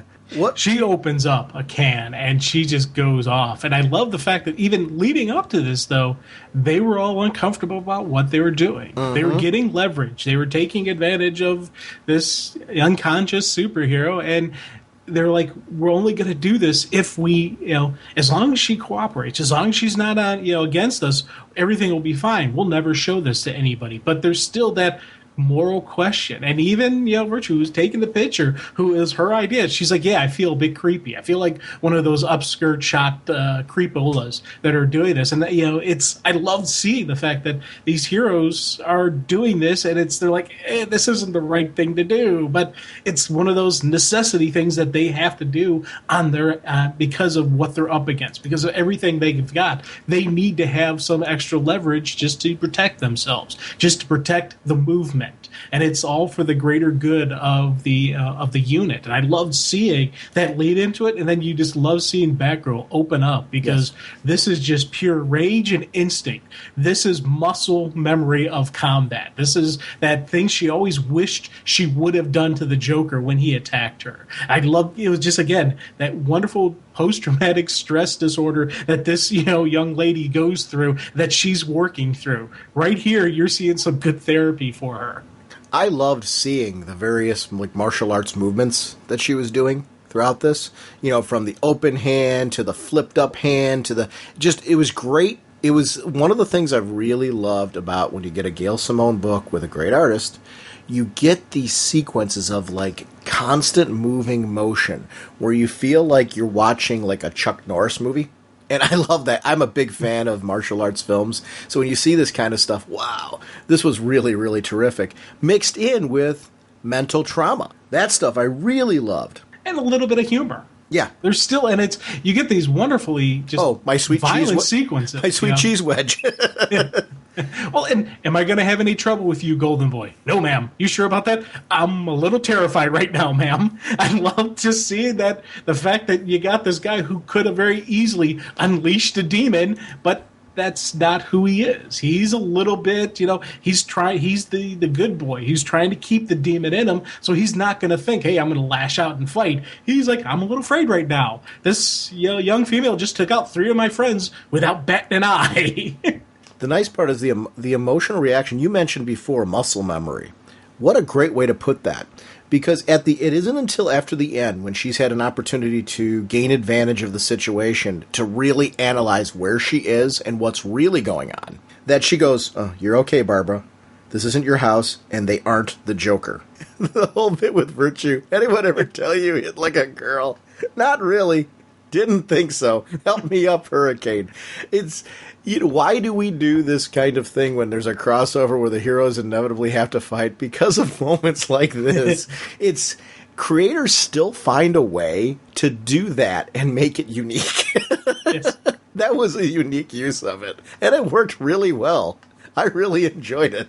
You think that would you sit there and go, okay, heroes meet, there's a whatever reason sets them off misguidedly against each other. It led to, I love that it led to afterwards, not that they're instantly best buddies. They're weary of each other. They're addressing along the way why they're leery of each other. And when you get to the end, it's only then that you feel like there's an understanding between them. I wouldn't call it a friendship, but it's certainly a path towards it between them. There's a respect and understanding. They come from different worlds. Batgirl even looks at her and says, I know I'm jumping around, and we're going to have to jump back to some of this because it's great. But that bit where Batgirl goes to her and basically almost tries to recruit her. We can use somebody like you to remind us to look after the little person. I'm hoping that we see her in that capacity somehow. Because if this character and this members of this team are not used somewhere else, what a waste of great creations. They need to show up elsewhere. They really do. These have been very well produced. I think there's a lot of legs on these characters to be used elsewhere again. I hope we do see them. Oh, God, yeah. And I definitely, again, Virtue is one of the characters I'd like to see again in Batgirl. Of course, Mouse, because Mouse is everyone's favorite. But even, Catharsis. Yeah. She... You all right? Yes. She's one of those characters that she was in Batgirl. She came over to Movement. Maybe she'll be back in Batgirl, where she'll arrive. What is, her total deal and what's her story behind her? There's still more story to be told. There's still more dealings between her and Barbara. That could definitely happen. And again, I was like, oh man, this is some neat stuff happening here. This is seeing Barbara fits in with this group and they fit in her universe. So again, yeah, I'd love to see more crossover and more connection. Or even Barbara leave Gotham, come over to Coral City, or do something like that. There could be so many different stuff they could do with these characters. I hope we don't. This isn't the end of them. I loved about Horizon and the use of him as a quote unquote villain. It's hard to label him. What he did is wrong. I mean, he deserves to be put away and looked at for some form of therapy. And I don't know if there's ever going to be a point where, which would be a huge debate to have with this character, can he ever be released again upon society after what he's done? I don't know. Because you can definitely make an argument that there's a bunch of crazy driving what he does. If the right therapy can stabilize this guy, he'd be an interesting addition to some form of superhero team. On the other hand is, what happens if he flips again, if he snaps again? Do you take the responsibility? It's where I think with the New 52, they're doing some interesting things and exploring how we as society would look at people with these kind of powers and the fear that would be there, which plays into what goes on in the movement a great deal. It's very deep when you get into stuff like this, because I found myself rallying behind what was going on with Catharsis and Horizon, yet needing to be reminded the same way the characters do in here what Horizon actually did. And sitting there he's going, got a body count. Oh yeah, he's got a couple. And the big defense is that one says, I didn't know what I was doing. It's that blackout mentality. If the guy doesn't remember doing it, did he commit a crime? Yes, he did. But what kind of system is right for him? Is it lock him up in jail? Is it lock him up in Arkham Asylum, where, let's be honest, it does more harm than good sometimes if you go to the asylum? Where can and who should be watching him and responsible for him? He's a character I was thinking about. Titans would be interesting seeing him in Titans with them, because that could be something that could help him out. If there's a Titans book. Yeah, true. Because that's coming to an end. I don't know what they're going to relaunch into with that. They need to get a teen book going. There's characters here. I would love to see a teen book, spin out in the DC universe. And there's characters from here, you're right. I'm very protective in the sense that I would love to see them stay together. And if they stay together, kind of like what they're doing with Metal Man or something like that right now, where there may be guest appearances or something, cool. I would love them in that capacity. I really want to see something from them, because the sad part about this is, and it's good though too, when I look at Catharsis flying in, I just love the whole visual styling of her. She's very exciting to see, because it looks like somebody who would have had to craft a lot of this in the underground. Yeah. She doesn't have the clean superhero costume that you would expect from like a Superman, a Batman, a Wonder Woman, somebody on like one of the more upper crust teams in the DC universe. This is one where you're like, okay, she's wearing like street level clothes in most cases, that has been accessorized. With like a little boot deal or the wings and the sword. And I really like that choice with her. When you see her land, it looks visually impressive. Like, I want those wings. I want to be able to do that. It separates her from characters like Hawkman, which I really like. But yet, she also has that brutality that I like with Hawkman. I'm going to be honest with you. I'm going to say it again. Hawkman needs to be in a book. And I'm looking right here at a creative team. I want to see do something with him. Because that'd be awesome. When I see them write Catharsis, or Hawkgirl. I love a Hawkgirl series. Doesn't have to be Hawkman. I'm not picky. No, only in the sense that I think both characters are equally valid. I know what you mean. And I also mean, like, let's do the Earth 2 one then. Get her in a series, because there's stories to be told with her. I don't know. But when I see Catharsis written here, this team, and I'm not saying that she is either of those characters, it's just that they get how to tell a story with that type of character. You know what? Actually, when you mentioned her, one of the things I really like about the costume is on the boots, those extra little wingettes. I love them. There, and that's in my mind, I see that as part of for guidance and for stability. She's the main wings do the flying, but it's you look at a real bird. They don't just have two big main wings. They've got their tail feathers. They've got all the various other feathers on the body, and each one of them kind of manipulate and shift on how they fly through the sky. So I like the fact that she's got more than just the main wings, and just it's not just the big propulsion. You need guidance. You need trajectory and just redistributing for just to maneuver. You need maneuverability. And I like that little extra bit that's on the costume. Again, we talk about realism. We talk about the little extra stuff that you need on this. This is a character that has, again, a very true feeling to it. We all wish we could build wings and strap them on us and fly, but here's one where you're looking at, you're going, okay, yeah, there is a little bit more tech that I would be able to do in my garage, so that's why it works. But she obviously did this tech, built this up because it's got that not neat and clean polished look to it. There's a little bit of dirt and a little bit of grime to her that fits this character, fits this style. Like a plane, too. Yeah. A plane has the tail wings, too. You're right. And it looks great. And, I mean, there's that element, too. It's visually very cool. I like the costume a lot. The color choices, just the whole layout out of it. It's just, Catharsis is one of those characters that it's hard when you've got a universe where you've got the Hawks. Matter of fact, two worlds of Hawks. To create a character with wings like this that stands out, and Catharsis does that in a way that just works. And I like her, the way she carries herself and everything. I like her backstory. The fact that it's not ignored that she was in Batgirl and that there's a history between the two of them that's immediately addressed in this two-issue arc, which I really enjoyed how that all played out. But yet, even they come to an understanding of sorts. Especially when it comes to Horizon. The confrontation with Horizon, you see Catharsis coming in. She doesn't have all the facts, but she's prepared to argue the case for the facts that she does have.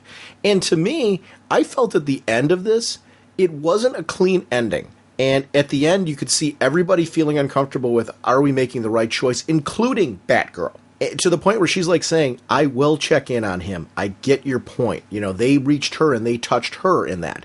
There was some validity into arguments being presented here that I love when a great action story also is mixed in with a great philosophical piece about how do we handle our prisoners. And when you've got people who are in an interesting gray area like Horizon, where clearly what he did's wrong, no argument with that. What do you do with him? We don't know what he's consciously aware of, what he's not. How do we determine that? How do you legislate him? What do you do with him? You've got to take him off the streets for the protection of others, but how do you also treat him fairly while at the same time taking care of the families of the fallen? You can't leave this guy out and running and, slap to the wrist. Doesn't work. But that was really deep. I mean, it's a 2-issue arc that I can't recommend highly enough. Do you think, let me ask you this. I read the whole series leading up to issue number 9, and then read issue number 9, and then finally issue 10. I'm so glad you pointed that out, that it was out. And I did that on purpose because I wanted a lens into the whole series before we had this discussion, just to kind of have that emotional background to it. I'm assuming you didn't do the same thing I did when you read this. You read like 9 and then read 10 like you normally would. Am I right on that? Yeah. Did you feel you needed anything before issue 9 to read this series? You would have a better lens into this than I do. I'm assuming no from the way I read this, but do you think? No, and I think you could actually walk into 9, and still get a solid read on who the movement is. And as you said, this is a great Batgirl crossover. That if you're a fan of Batgirl, pick up 9 and 10. You'll get a great Batgirl story, and you'll get a good feel to who and what the movement's about and where they're coming from. And you can see if it's your cup of tea, because, as we said, it's a good read. If you like these 2 issues and you want to read something else you enjoy, pick up the other stuff. We've got 2 more issues after this. 11, 12. That's I guess it's going into they're gonna wrap this up and we'll see where it ends up. And so it's this is good reading. Give it a shot. And I don't think it's because I've read the other stuff. It's hard for me to say yes, 100%. Oh, you'll be fine. No, no confusion. But to me, it had a good, solid feel of a standalone story.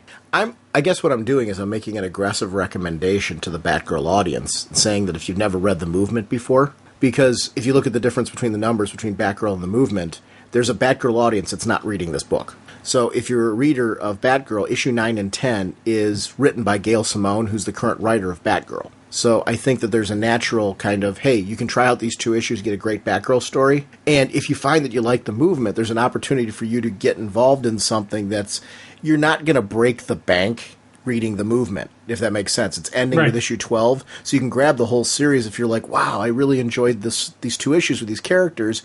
I'm on a limited budget, but I'd like to read the rest of it. You're not going to kill yourself doing it. And it's a great series, and there's people that miss this that I just want to have an opportunity to be a part of this. Just because the creative team, I'm passionate about this book, so I'm trying to make an appeal to an audience base that, to me, the Batgirl audience makes sense, because there's clearly people that haven't read this, and this 2-issue arc is... You can read 2 issues and just kind of go, movement wasn't for me, I'll move along. Cool. On the other hand, if you find that there's a lot to like in it, like we did, this is a great way to get to experience this group. There's so many psychological pieces to Batgirl being addressed here, though. See, that's one of the things I like about Barbara. What sets her apart from Bruce, and what sets her apart from... I wouldn't say Dick Grayson, but maybe connects her more to Dick Grayson for me, is when you have these confrontations with other teams, she's able to listen and be accessible to them in a way that it wouldn't make sense for Bruce to be. Not that Bruce wouldn't take into account the way that they are, things that they're telling him, right? But Bruce would always be coming from a standpoint of where he's somewhere above them, because that's how Bruce operates. He would, I think, still address Horizon in a similar method to Batgirl, in the sense saying that I will make sure to check on some of the issues. Because I do believe he does, based on people's recommendations, touch on things that are going on in Arkham and try to do something for it. But I think that Batgirl, when she's at their level, they're running, she has the ability to pull things back and really become a part of them. In this issue, she became a part of this group. And really, while she wasn't one of them per se, she was able to get down to their level. They were able to be at her level, and they had a conversation that mattered. There was something different about it that I wouldn't expect Bruce to be doing it this way. It would go differently if it was him. That stuff matters for me when creative teams are able to do that with the right characters that make sense. And it makes me feel like, wow, this is an advantage Batgirl has that keeps her connected to the smaller stuff going on in Gotham. And it adds some validity to her operating in Gotham, which I'm glad we're talking about Batgirl on this episode too, because it'll be fun to talk about both of these books, really kind of how the energy works with both of these. This is a terrific series. Any sadness you hear from me about this series is due to the fact that I really have found this to be a unique experience reading this. There's been series like Vigilante. Remember that one? You and I were really into that series. God, yeah. Another short-lived series. Captain Atom was another short-lived series. Here's the thing. I'm sad and I'm not. I'm thrilled that this experimentation's going on at DC. My only sadness and my only worry is when things like this get canceled, is that a little piece of trying out things like this gets lost because, if we try something like that, they won't sell. I'm hoping that's not the case. I'm hoping that more cool experiments like this happen. This, to me, as a fan of comics, I need books like this. I need those unique experiences that feel like they're indie, creator-owned. This is what this felt like. While at the same time having those characters be my lens into parts of the DC universe I didn't know exist. I like that this movement was referenced on Arrow, too. Remember that episode it was? I was giddy when that was on there. So, I don't know. I really want to recommend this to people. Issues 9 and 10, if you're a Batgirl reader. Anything else you want to say about the movement? I think we've said it all. This is, as I say, it's a great, it's a cool book and a neat concept that, again, it's something that it's really grown on me. And you keep saying you feel bad that it's ending, because I do feel bad that it's ending, because I wanted to see this continue on in other life and, and see where they would take different characters, and just even, we're getting just a taste of all these characters. There's so much more potential for us. So that's part I'm wondering how this ends, where this is going to go. Are we going to get more possible stories out there from the movement or from these characters? Tremor and Mouse. I actually want to talk a little bit about their relationship. I'm sorry. I can't walk away from without talking about this. Tremor has this point where she can finally have a conversation with Mouse about his feelings towards her. She has to basically say to him, I'm not interested. And while at the same time being sensitive to his feelings, because he's this sweet guy. He's a little off. Just a little off kilter. Yeah. And you can't help I was rooting for Mouse so much during this issue because of this sequence. I would love to see with these two characters, and maybe we'll get more of it in the last two issues, maybe her softening to him in that way or something. I don't know. Or maybe him finding somebody else. I would love to see that. The best line for me, first of all, I love the whole exchange between the two of them, especially with how naive he is, but Vengeance Moth behind him. And her idea that because they're in kind of this deviant world of superhero costumes and dressing up and cosplay and stuff like that, I thought being around kids with powers would be all hookups and booty calls. But the reality of all that, I like that it's not what you assume. There was something neat about that. And Burton just being completely clueless. Well, it's... Again, that was a cool story that I wonder if this series had continued on, if it would have ended here. If that's because that's the one thing that did pop in my head is, are they ending it here because they know the series is over, or is that how they wanted this part of it to end? See, I look at that two ways. First of all, I'm under the impression that sequence was supposed to go that way. Okay. But here's the way I look at that. There's a lot you can do with the way this went. You can either have, as the series continues on, these two somehow becoming closer, maybe as she gets to understand him a little bit more, or it becomes about really understanding more, well, where is she at, and who's, somebody for her with what she's throwing on the table? Because I'm taking it what she's saying is her being genuine, I think. Time only tells that as you get to know somebody throughout the series, but also what becomes of him. Because I was equally wondering that at the end of it, does he continue to pursue her and be protective of her because he's that sweet guy? Or does he eventually, his attention, like it does with his mice so often, divert to somebody else? I don't know. That's, to me, there's an interesting thing to explore there. That's what I want to read more of that. Here's the great thing. I've got 2 issues left. I want to see more, and I'm going to get more. And I'm choosing to be glass half full with that and be excited for those 2 more issues because I love this book. But I would love to see more. This is the kind of book that spawns fan fiction. You want to know what? I just saw something I didn't notice before. What's that? And it's right as it's the on the bridge scene, which I thought was a great way to handle having Horizon get turned in, is on this abandoned bridge so that if he goes nuclear, he's not going to take out any civilians. Mm-hmm. But it's the confrontation between Catharsis and Batgirl. And where it's that stand down of, we can't turn him over to the cops. This is wrong. Is this justice? And right in the middle of it, we have Burton talking to Moth. And he's like, I think I'm feeling those sexy time feelings you mentioned. Oh, you didn't see that before? That's awesome. Not right now, Christopher. Well, I saw it, but I associated it, everything going on between Catharsis and Batgirl. No. But in that scene, it's directed towards Horizon. Because he's sitting there saying, because that look, they're going back and forth, kind of exchanging looks. I'm wondering if, Burton, is kind of attracted to Horizon. Yeah, I don't know. Because initially I was thinking the whole time it's Batgirl catharsis, that type of thing. But then looking at that panel right now, I see Horizon and the look on Horizon's face, and he's looking at him. It's kind of a shared look there going, and I'm like, I wonder now. Wow, that again, we're dealing with a character who has the uber religious demon. Am I evil? I'm not evil. I must fight this. And when you start getting into those religious type of characters and those religious type of mindsets, if he does happen to be attracted to, another guy, that would really add to his issues, his personal inner demons. Because if you're the heavy religious orders, that's a no-no. And that's, you're beaten into you from day one that's evil. So if he's got that going, maybe that could add to his whole, evil persona that pops up. It's kind of a self-fulfilling prophecy. If he thinks he's evil, he's going to project evil. But if he thinks he's good, maybe he'll project good.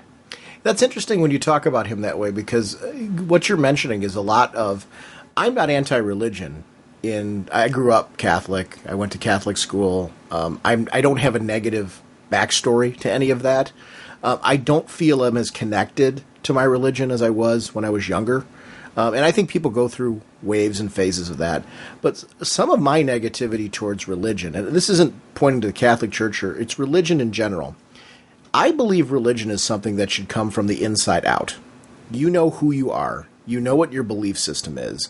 And when you connect with a religion because it matches your belief system and somehow helps you, advances you in your sense of being, if I'm making sense, that's a great use of religion. That's why I think it's great when it's a family thing and, it has to do with just, a family belief system. And it's not restrictive to who you are as a person. It enhances who you are as a person and your own sense of morality and just being good to people overall.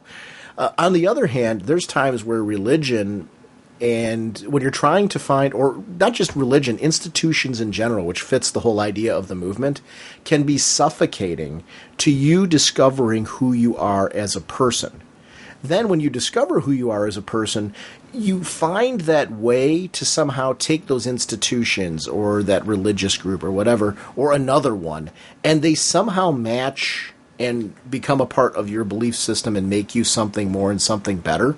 And that's not to say that you have to go to religion for that, but I think the people that do and are firm believers are the people who I respect that are a part of any religious community. Because I have friends of mine that are strong Catholics. I have friends of mine that are strong members of the Jewish community, strong members of various other religious movements. I'm not going to go through a list of them all, but one thing that has in common the people, and in many ways I admire, and I also in some ways am jealous of, because I don't have that connection right now, is the people who from the inside out are connected to it. It's just part of their belief system, not because they're forced into it, because it just is natural, if that makes sense.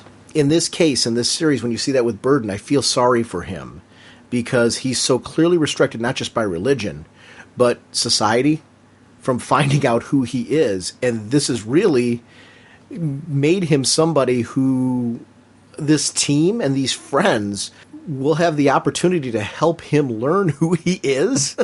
You know what I mean? Because they really try to accept him for who he is, including Vengeance Moth, who feels responsible right now for kind of sending him back down that poor path because she was trying to help him be who he really is. I love that about this series, that it flies in the face of what's good and bad about religion even, and just structures in general. And it hasn't changed any of my viewpoints other than it makes you think and question and talk about, and that's good. I think that's something that's the best art does that, and it has a lot of depth and it's deep. It's funny, we were ready to wrap up talking about this. We went on a whole other tangent. What a great book! And honestly, also the what catharsis was going to do for Horizon. Oh yeah, the take the head, kneel down, think of the moon. And Batgirl stops it. Again, completely agree with Batgirl on this. I understand what they're thinking. I understand their mindset, because the rehabilitation system, that in real world and in the comic book world isn't 100% rehabilitation. It's about detaining. It's about keeping them away from society. And in the comic book universe, when you have a hero like this, when you have a person like this who's got these superhuman powers, can he ever be freed? Well, maybe he could be if someone works with him. If someone actually tries rehabilitation, maybe they can actually work with him. Maybe he can be a productive member of society. But will they take the chance? Will they take the time? And I love that was a great debate about them about what is justice? What is the right thing to do? And again, what happens to this guy? I'd love to see more down the line. I'd like to see Barbara checking in on him, seeing that he is getting treated fairly. Yeah, this book has everything I love about comics. I mean, when you have this kind of debate, I love, to me, our books that are most fun to talk about on the show are the ones where the creators deliver this kind of opportunity to really kind of question things and think beyond the page to this kind of depth. This is one of those books that's continually done that. I love that. Yes. And it's funny that there's names attached to this book that continually have been associated with series that have done this. It's the reason why I would encourage anybody listening to this, if you haven't explored series and followed creators to new projects, I'm a big fan of characters, just like everybody else. I mean, I'm a Batman junkie. I like characters like Wolverine. And these are characters that I follow typically wherever they are in different series and when they do guest appearances and stuff like that, too. So I'm not an anti-following characters. I'm exactly the opposite of that. But one of the things throughout my life that has been very rich has been the ability to follow favorite creators to new series and new projects, whether they're with the same company or not. James Robinson, for example, is writing Fantastic Four now. I had a lot of fun with the first issue of that. Gail Simone, who's on this, I tend to follow her projects anywhere she goes.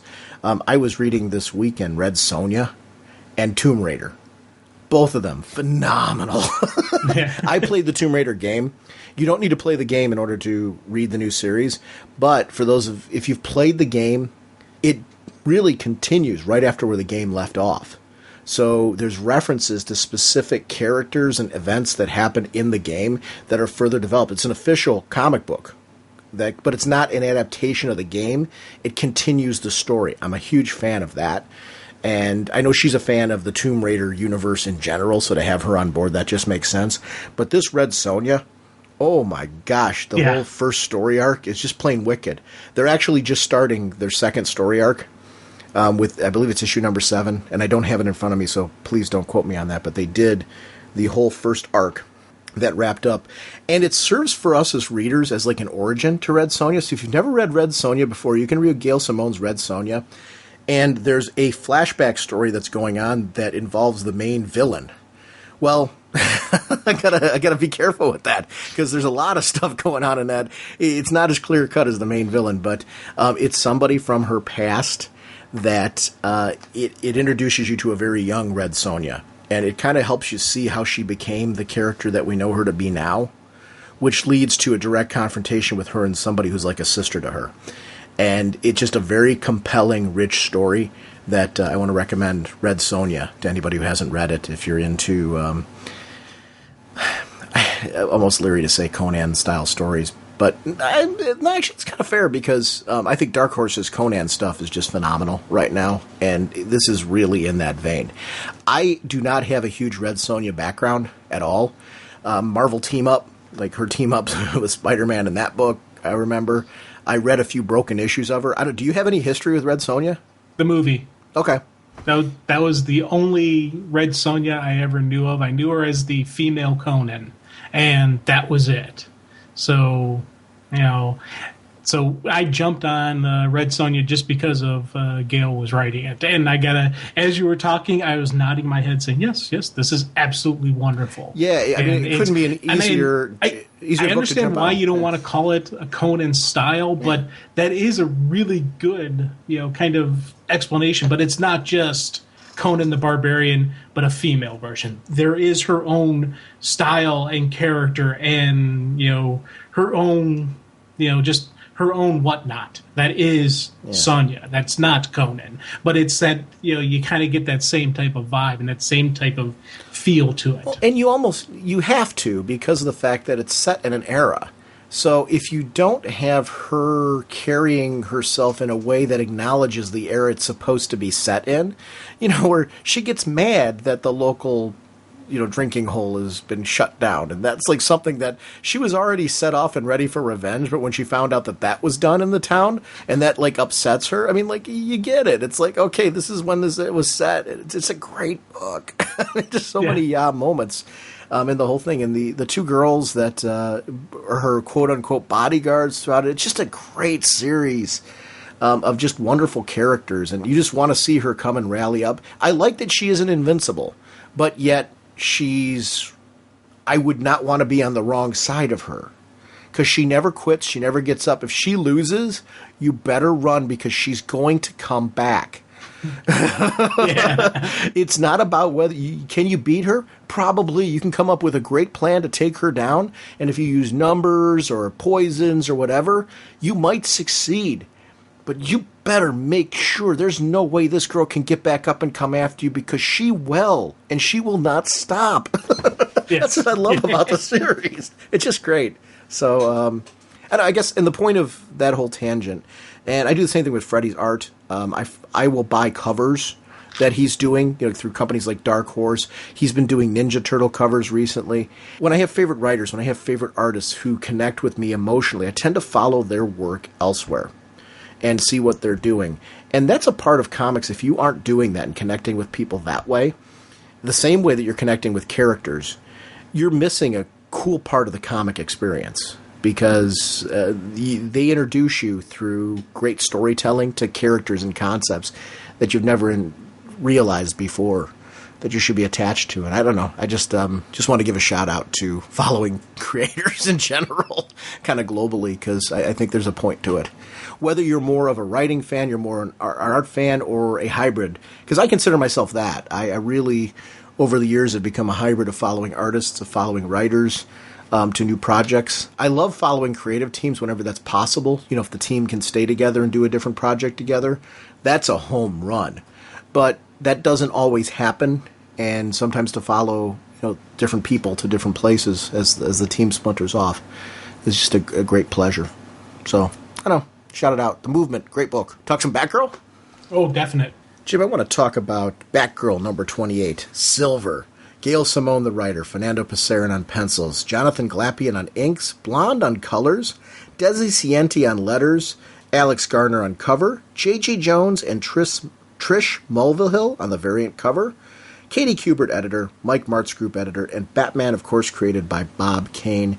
I want to give apologies for any name butchery, because, this has been 28 issues in, a gorgeous book that the one thing I really like is Gail Simone's done a great job, and the whole creative team, of touching on the great elements of Batman lore and history and bringing them into Batgirl, so she's a part of that larger world, but at the same time recognizing that Batgirl desperately needs her own rogues gallery, and trying out different unique characters to expand, like, kind of this idea of, why does Gotham need so many heroes? If you've only got the same rogues gallery running around all the time, well, we see Batman able to pretty much manage them on his own. When you do stuff like this, you get an idea that, wow, Gotham really has a larger scale and scope, because this is a huge city, but also a much bigger problem when you've got characters like Silver running around, who thinks he's doing some form of good by taking down the vampires, when in fact he is totally twisted and misguided. And I really, really love the kickoff of this issue. I am so locked onto this character that I gotta know his past. I want to know if he actually, how is he seeing what he's seeing? Because he sees the distortion of reality. Is it all just messed up mental? Is he a little bit on the nutsy side? Is somebody manipulating what he sees? Is there, what's his deal? What's his story? And I I'm a vampire freak. I like all the vampire stories that I get my hands on. This was one of those that right from the start, I was like, ooh, vampires in Gotham. Okay, should be kind of interesting, especially you get a cool looking cover with, a vampire Barbara about to attack this guy. So I'm like, okay, does Barbara get turned into a vampire? And then it gets started just right from the get-go of this guy that you're like, is he crazy? Is he normal? How is he seeing this? What is he seeing? What is he doing? Who is this guy? And if you can right out the gate get me going, okay, who is this guy? You've done something really right. Well, can I tell you some of my assumptions about him? Just from reading the initial opening? Because when I did my read-through again of this series, one of the things I noticed is he's got his own little mansion, his own little world secluded outside of Gotham. And the big difference, he's almost like Bruce Wayne if Bruce had completely distanced himself from Gotham and looked at it from the outside. But Bruce isn't that guy. He may have been that initially, in the sense that when he was training and stuff like that, he was keeping an eye on what was going on in Gotham. But eventually he got involved and got deep in the middle of Gotham and had to learn some of the realities of Gotham. We see that in some of the best introductory stories to Batman. Zero Year is doing a great example of Bruce comes back to Gotham and has certain ideas, and he has to learn things along the way, including things like the reality of what Commissioner Gordon is. This is a guy right here.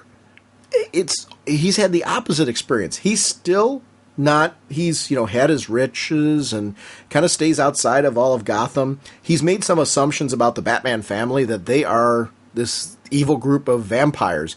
And a lot of this comes from the fact that, is he eccentric and twisted? Did he have some screw loose all along? We're finding out elements of that as the story goes on. But he's got a gallery on his wall of freedom fighters that include Two-Face, the Joker, Penguin. Is that anarchy at the end? I thought that's Enigma. It's Riddler. On the very end with the hood? Because I take it that's a bowler cap with the question mark on it. You're talking about next to the Penguin? Next to Penguin. I thought that was with the cloak? Enigma. Dude, that's a cloak. Yeah, cloaked over, but you look what's holding the cloak together. It looks like it's a, Dude, there's like a tie. There's like a tie around his neck. What are you talking about? You're talking about the part where he says, "I've been complacent"? Yeah. Right to the left of him? Yeah.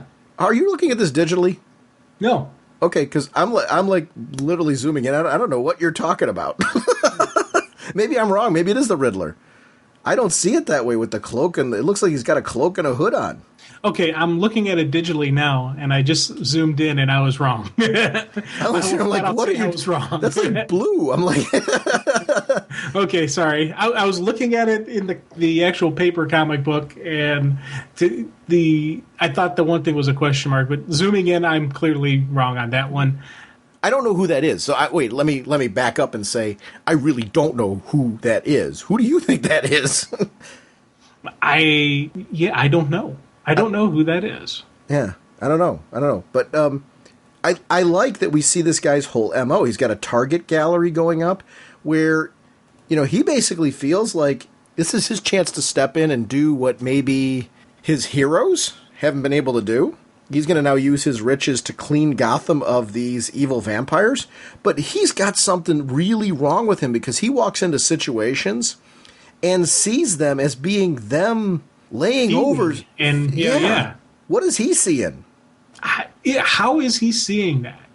Is it just his mind is messed up? Is there somebody manipulating? Because on the one other wall and on the computer screen, we see the Bat family and Jim Gordon, and we see the X through Damian already. Mm-hmm. So he is keeping up on current events. He is monitoring them. But how can you monitor them and then see them as vampires? And he actually sees them feeding, sees them as, having fed, and just with the fangs and the full whatnot of a vampire. But here's what he sees. He sees them feeding on a guy who's got a vampire mask on, but sees that guy as being completely normal through his vision. Like, you look at him in the binoculars, he doesn't see that mask on that guy. He sees them as being the vampires. Now, later on, he clearly sees that guy quite a bit differently and decides to stake him. Even though it's clearly a mask and he's being told, that's clearly a mask. Well, the guy's been turned. Yeah. He's doing this guy a favor. It's, the whole, you got to put down the vampire to save the human soul. It's, makes perfect sense to me. You gotta love nut jobbies, man. You gotta love them. But the fact that you can't just dismiss him as a crazy guy, because this is Gotham. Yeah. The crazy ones are your most dangerous ones. And this guy is skilled and trained, and he knows how to fight. And I love the fact that we get those moments where Barbara's reminding herself, hey, this is Gotham. Can't treat them lightly. You gotta take care of the situation, and you gotta step up your fight. I loved those inner dialogues and those just that reality of this is Gotham. Things are a little bit different here. I like when we have an opportunity to see things through the eyes of the villain. Yeah. Along with seeing the real, what's really going on through the eyes of the heroes. That stuff is really great. Nightfall and her use here. How all of a sudden we're seeing Batgirl using her as a source in a very leery fashion, as you would understandably. This is kind of what Batman does from time to time with people like the Penguin. We've seen that over the years where Batman's used Penguin as a source of information. There's been times where it's almost been like a partnership, or Two-Face. You know, these are people that, like, he can't trust, but yet you kind of have to go, oh, wait a minute. This is valuable information for me. Why would I ignore this? And I don't know. For me, there's something rich about that because you almost have to make those decisions of kind of got to suck it up here because I can't get this info now. This is a life or death situation. If this person can set me on the right track and save me a considerable amount of time, how many people might live because I've done that?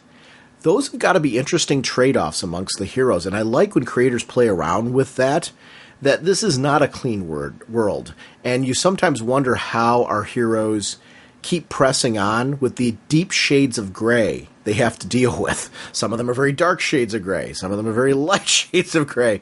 But Nightfall really falls into one of those very dark shades of gray where you can be kind of like, yes, everything that we know about her is true, but there is a part of her that's motivated, although twisted and incredibly misguided, to thinking she's doing the right thing at times. Yeah. So how can we not at least try to use that good side to benefit on some level, maybe to, on a small way, make up on some level, in a very small way, for what's going on in the city right now? I just love stuff like that because you kind of get to give away a little piece of yourself when you're a hero or a vigilante from time to time in order to operate the way that you do. And that's what makes these characters interesting and makes me admire them, because I don't know how I would handle that if I were in that situation. I'd like to think I would be able to make judgment calls like that and be objective. I don't know. You know, because you got to really separate a whole lot of personal with what Nightfall did to her family. Yeah. Well, and it's like we whenever we talk about Luthor, we mention this and we throw it out there because it is that villain, and it's one of the cool sides of a villain that think they're quote unquote doing the right thing for, you know, Gotham, or doing the right thing for the city. It's that villain mindset that they're not the ha ha, I am evil, I am going to conquer the world. No, they actually think they're doing the right thing. And I love the fact that when Barbara does call in on this and asks her for this favor, she's like, hey, you know what? I'll owe you one. You know, Nightfall comes back with, no, this one's complimentary. Because of what they're doing. They're looking for this lost girl. They're looking for this, you know, girl who, you know, can't speak, who can't, you know, help, you know, cry out for help. And it's that kind of, again, this is the right thing for both of them to do. This is the thing that they need to do. And I like the fact that she says, no, this one's complimentary. Now, it could just be a power play she's doing. She could maybe later, you know, kind of manipulate the situation or try to, you know, just throw it back in Barbara's face. But I'm thinking this is going to be exactly what she's saying. This is going to be a complimentary one because of this circumstance, because of what she's asking. I like that complexity of a villain. You know, one of the things I want to compliment, and this is actually very true of the movement and of this book, and just of Gail Simone's books in general, I've always felt like she's been paired up with amazing art teams. And I want to say one of the things that I've noticed as a reader that I really enjoy about her books are, especially when the team's an ongoing art team on her series, there seems to be a great energy of a relationship between her, the art team. It doesn't seem very disjointed. Do you know what I mean? Like, there seems to be a collaborative partnership there that seems to go on. She seems to really get to know the people that are drawing the books that she's doing. and playing up to their strengths, using, they seem to have a role in what's going on in the stories. I think in comics that's really, really important. We talked recently about things like Secret Six and the relationship that worked there between the art teams and how they were a partnership. And that led to a Kickstarter that was just plain phenomenal because that relationship was strong. I like seeing stuff like this. Batgirl's a great example of that. We go from this very serious sequence, I'm doing you a favor, with basically staking this guy, to a sequence that doesn't take away from the intensity of what's going on, but at the same time is endearing, humorous, and lets us know a little bit more insight into characters like Mary. I'm a big fan I'm reading Birds of Prey right now, really enjoying Mary's role on that team. Seeing her here in this book and Barbara's interaction with her is just phenomenal. I love that she's one of the characters that spun out of that Court of Owls sequence, and she stuck around. And seeing she pulls out the dress. Oh, baby, that's a prom dress. We need something that a Gotham City detective would wear. We'll try something else. And, Mary's got this, look on her face like, I pulled out the outfit that you wanted me to pull out. What's going on there? Yeah. It's the visuals on her face there where Barbara's trying to educate her. Barbara's kind of like, wait a minute. You take this too, because I don't want to take this away from you because you clearly like this, but you can't wear this for where we're going. You can have this, but you can't wear this for where we're going. Barbara's empathy is something that I've always enjoyed in Gail's writing of her. Through Birds of Prey, when that book first started, she really gathered who Barbara Gordon was from my childhood. I grew up, being a 60s Batman show fan. One of the things that I really enjoyed about Batgirl in that series was just getting to know that character and feeling like, she had a lot of empathy. You get that really here, and it's been advanced, obviously, in her various runs. This is why, when they re-kicked off the New 52, and they were taking Barbara Gordon back to this era, you got a writer who, at the core, gets who she is, and you see these sequences with Mary. This is why you're going to get some outrage when you try to, not have this writer on this book. I mean, this sequence right here, this page, it's not even a whole page. This sequence right here was just plain brilliant. I loved every minute of it. And there's not an ounce of action there, nor does there need to be. Yet, when these two are in action together, this makes me want to rally behind them. Well, that three-page spread that initially let us know that it was Mary tailing Barbara, and Mary took out the bad guys before Barbara. While Barbara is swinging down, Snikt goes down, takes out the bad guys, doesn't kill any of them. Very easily could have, but she's not a killer anymore. She's part of the good guy team. And I love just those moments where you get those physical action where Barbara's trying to land a punch and she really can't punch, Snikt. She basically at the end there really let her do that. And then you get that moments, nonverbal, what's going on, why she holds up the picture. And she's like, you and me, we're going to do this. And it's that whole nonverbal communication between them, just that simple writing of, you're running with the rest of the birds. Why don't you go with them? You detective. We find girl. And I love just those moments, again, between these two characters. This is, that the moments that separate Barbara from Bruce, separate Barbara from Dick. There's a reason why she is her own type of hero. She is her own character. And this is who she is. It's these moments that you get to see this cool stuff that is Batgirl. Add to it the out of costume characters that we get to see those tender moments. This is what makes her this really great person that I want as my friend. And Mary's one of those characters now that I've become very, very, very attached to. She's one of those that at a convention I would get up and, if she was not in a book, say, when are you going to bring back Mary? Yes. Oh, God, she'd be definitely hey, we need more of this. Why aren't you using her? Come on, bring her back. And I was so glad at the end of all the Talon stuff that she's still around. And not only is she around, but we're seeing her separate from the Talons. We're seeing her be the hero. She's not, the killing machine in control that the Court of Owls controls. She is her own person, and she's making her own choices. And I loved that aspect that they kept about her, and that they're growing, and it's letting it, even, there's more of her personality coming out every time we get to see her, and I love that about it. And she's Mary to me. She's not a Talon. Right. I mean, I don't know if you... I'm assuming you probably have a very similar distinction. I don't know how you see it. That's exactly who Mary is. Yeah, I call her Mary more than Strix or Streaks or however it's supposed to be pronounced. Yeah. For a while there, I was calling her Styx just because I like the band, But then I'm like, no, it's not Styx. It's there's the K and the R in there. So, but I do refer to her as Mary more than anything. Right, exactly. So I don't know. I think she's just a great character. So as the story goes on and we get to see them have that moving moment, doesn't that make you want to know more, like, about Mary's whole life? Like, when you see her looking at the pictures and seeing that family, like, I would love eventually a Mary solo series when she's more communicative. But yeah, but to be honest, you give me the right writer and the right artist, they could do the entire thing silent. Yeah, except for people commenting to her, and I would read it and I would love it. But you need the right team to do it, and that would be a tough one. Actually, I'm going to agree with you on one other thing there. You know where she would really work? If you have her with the right supporting cast, you can address that through the supporting cast. Where there's a partner or a sidekick or something like that that's inside the series that I would love to read as well. I don't know. I could see her being...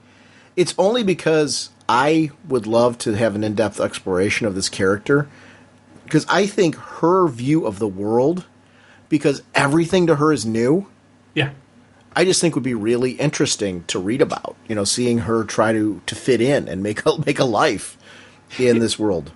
Part of me would like to see her actually get more of the healing so she could actually interact with people and not be bandage face or in costume. She could actually have a connection with people, but part of her is the fact that she is separated. So it's like, it's a tough thing to say that I would like to see her be able to interact and have that, because I think she's a cool person. See, you know what though? But story-wise, that'd be a tough thing to see, because it would take a piece of her away. See, and far more interesting to me is everything you're saying, seeing her try to interact and fit in with the world as is. I want to see her get more healing in the sense that I think when people go through traumas, years of trauma through what she went through with them. But when you get to see people gradually start healing, in the sense from the inside, you get to see them learn how to interact with society as that healing begins in pieces. I don't know that I need to see her, like, to me, what's interesting would be to see people get to know her for who she is in spite of all that. I don't know if I'm making sense with what I'm saying. I like her unique nature. That's the part that I think would be interesting to see is, maybe she would take the bandages off and get to know how to work without the bandages on. But there's obviously, with everything that she's covering up under there, for that still to be a part of her. I don't know if I'm making any sense at all when I'm saying that. I love how unique that she is, that I don't want it. I guess what I don't want, and I know you're not saying this, I don't want a magic wand healing her, and that's why we have the series. To me, her scars, and I don't mean just the external ones, the internal ones are what make her an interesting read. So I would like to see, if there's growth with her, I want to see it in her series, not as a magic wand fix. Yeah. We're on the same page there. I'm not looking for a dip in the pool, and boom, scars are gone, everything's good to go. I want to see that growth. I want to see that that character and just everything start to change for her. But it's a tough part, because one of the coolness of this character are these scars, are these stuff she's got to deal with, and I think of her as a person that I would want, things to go better for. I would want for her to have a happy life. But with all the best of heroes that we have out there, they don't have this happy life. They have this torment. They have the fact that their parents were brutally murdered right in front of them, or their planet was destroyed, or it's, you got that craziness, that initial turmoil that a hero has, and Mary has that turmoil that she's working through, and she's got a very long way to go. But we are seeing growth in the character, and I think that's the important part, is we get this growth, and a side series would be a wonderful thing to give a little extra growth, and maybe a little bit change to her. And I don't know, I want more of this character, because every time I read her, I enjoy her, and I think this is a good character to round. I think what I like about her, though, is, and what I think would be interesting with her is, scars, like what we're talking about here, people don't have the luxury of them just magically vanishing. They learn how to become a part of society, sometimes in spite of them.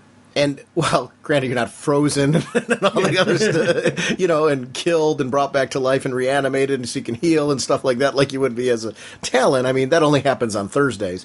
But, I think what's interesting and where there's a message with her would be to see her somehow try to interact with society in spite of all of this stuff. I think there'd be a message there that I think is interesting with her. I don't know if I'm making sense. I think that she's... no, I get you. I hear you. I think she's a tremendously cool character. I love that I have a passion for this character. Yeah. And you know what? It's funny, her interactions with Barbara, where you see Barbara kind of like pulling back and having empathy for the lack of experience that Mary has had, has made me even feel more that way. That's what's driving this. This issue gets me more passionate for this character. And that's a strength when you have a series where the main character knows what's going on with the other characters that will pop in as guests or what have you. You can see them through that lens. This was a tremendous issue on so many levels.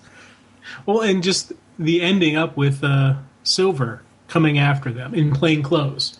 Again, really cool moments of, Silver showing up saying, I know who you are. He's not trying to expose Batgirl. He's not trying to figure out any of the secrets. He's about going after some vampires. And he's like, you're the vampires. And it's kind of neat that this crazy person is able to figure out the secret. No. He didn't figure out the secret. He thinks that they're with them. He said, you lost me. Who do you think I'm with there, sport? You're with them, the bats, the vampires. He thinks because of the fact that they're police and they're investigating something similar, that they're with... He doesn't think that's Batgirl and Mary. Oh, okay. The way I read when you were sitting there going off on that tangent, I'm like sitting there like, what is he talking about? And I get what you're saying, because if you don't, like that sequence right there, if you don't like separate the two thought balloons there, I could see where you'd say that you're one of them. He's not. He said, who do you think I'm with there, sport? He thinks they are... You know how the police in Gotham, a lot of them who have a history, except the corrupt ones, of approving the vigilantes, being for the vigilantes. They're posing right now as Gotham City police, officers, detectives. Because they're posing as detectives, he's looking at them as being enablers. They're almost the Igor to the monster in this particular case. That's how he's viewing them, which I think Here's why I thought he figured out this was Barbara and Snikt. Mm-hmm. Because when he's in the car, when he and his assistant are in the car, and he's like, he's saying, is it the same, talking about how the police the detectives again are talking to the mom. Mm-hmm. They're like, I knew she was in on a conspiracy. The same pair as before? No, 2 women. And their names don't show up in the GCPD database either. They've come to the surface. Mm-hmm. Give chase. That's why I thought he was thinking it was the other 2. Well, they've come up to the surface. You know what? I gotta be fair to you. That's an interesting argument. So here's the question then. Because that's great evidence. So I will apologize and take back what I said and say that it's on the table. Here's the question that we've got on the table there. Do you think that because here's where it goes like this.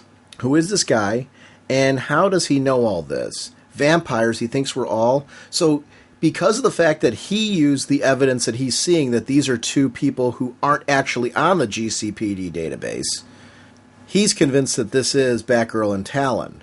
But he doesn't know who they really are. He thinks they're Batgirl and Talon. He doesn't know that they're Barbara Gordon and Mary. Exactly. Is that how you're taking it? That's how I'm taking it as. Okay. And he probably doesn't know which one's Batgirl, which one's Talon. Yeah. Though he should, with the red hair, should give it away, but you never know with this guy. And because he doesn't quite see things the way I'm going to apologize and take it back and go, no, good catch on your part. I agree with you. Looking back at that page and looking at that evidence, no, you're right.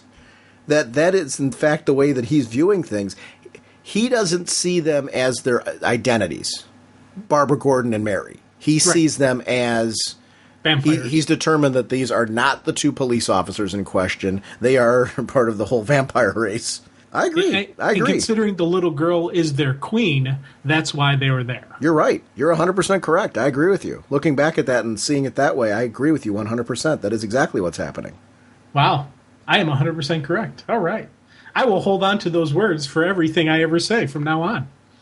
Whether I'm right or not, I'm now saying, oh, no, remember when you said I was 100% correct, Sean? There we go. That's the beauty of being the one that edits the show. That little part's getting edited out right now. But hey, I'm thrilled to death that you can hold on to that. Hey, the fantasy life that happens in my head, you know. Well, no. Here's the beauty: it actually happened, but it only happened for you. Kind of like Silver. You're like our show Silver. Oh, great! I love that comparison. The thing that's going on with the girl and her being like locked up and held into the tower as the queen, and the pressure of being able to save the queen when they die, you know, before she dies. The one thing I've really liked about this book is Barbara Gordon is this bright character. You know, she finds hope when there isn't so much hope to be found in Gotham. It's one of the things I really like about her. But she faces an awful lot of darkness. And I think that's one of the keys to writing good Barbara Gordon that Gail Simone does. She has this way of keeping a dark edge that we know Gotham for, but at the same time, and I think it's important to do this with Barbara Gordon, it's important to do this with Dick Grayson. If you make those characters too dark, that's not to say that they can't have bad moments or a bad stretch where they're recovering from something horrid. We've seen that happen with both of the characters I'm mentioning. But at some point in time, we need to be reminded these are the people that dig themselves up from their darkness and find a way to be hopeful. Barbara Gordon, I think, is, you know, the poster child for that with what happened with her with the Joker. How she, twice now, we've seen her find her way back to being Oracle, and now we've seen her find her way back to being Batgirl in the New 52 universe. In both situations, this is about a girl digging herself out from this horrible nightmare and coming back to the light and finding a way to somehow still find hope in all of this. I think we see that with her interactions with Mary. And I don't know, I just love this book because of that. It's everything that I've loved since Gail Simone started on Birds of Prey. With this character, it's her getting into the head and really understanding at the core what makes this character work. That's rare in comics when you can do that. I think we see this. Why is Scott Snyder so popular with Batman right now? Well, because he gets that with Batman. He knows how to find the balance with Batman. It's not the same balance that it is with Barbara Gordon. He just gets how to deliver that kind of story. Pete Tomasi on Batman and Robin's doing this, hitting a home run with the whole relationship that Batman has with various people. There's people who get it. The recent run of Kyle Higgins on Nightwing, just talking about the Bat books in general, I think has that kind of balance. It's the reason why I think that book has been such a home run hit. I don't know. These are just great books for me, and they're really top-tier reads every month. And Batgirl, ooh. Anything else you want to say about this book? I don't know what more we can say, Silver. Hi-ho, Silver? Call you Copper or something. I don't know. Yeah, I'm not as valuable as Silver, so I got to be a cheaper metal. Yeah. Call me Tin, Copper. Yeah. Now we're making you one of the metal men. Hey, I could be an aluminium. Gesundheit. Yeah, I don't know. That's actually, I'm really glad. It's funny. I'm seeing that ending of the issue very differently. Yeah. And it's also the artwork. Again, I've read this thing a couple times now getting ready for this, and a little bit that I didn't notice until just right now. The ending there because I was always focused on the words and what was being said and the fact that the little girl has an incendiary device strapped to her. To see Barbara, as she's got her hands up, her one arm's covering over her face. So they can't get a good look at her face because all these cops know exactly what Barbara Gordon looks like. Yeah. So she's got to keep her identity covered, and she's going to have to figure out a way to get out of there and get out of there quickly in the next issue. because there's no way she can go into custody because those guys are going to recognize her. And I love just seeing that little art detail of the arms covering over her face so you can't get a good tell on what she looks like. And again, that'll play into the bright red hair. They'll think, oh, okay, Batgirl, but they won't think Barbara Gordon. Yeah, no, exactly. Wow. What a the funny part is, even with my little goof up there in my viewing, we both believe the same thing. Yeah. That Barbara wasn't compromised by what this guy knows. Oh, God, no.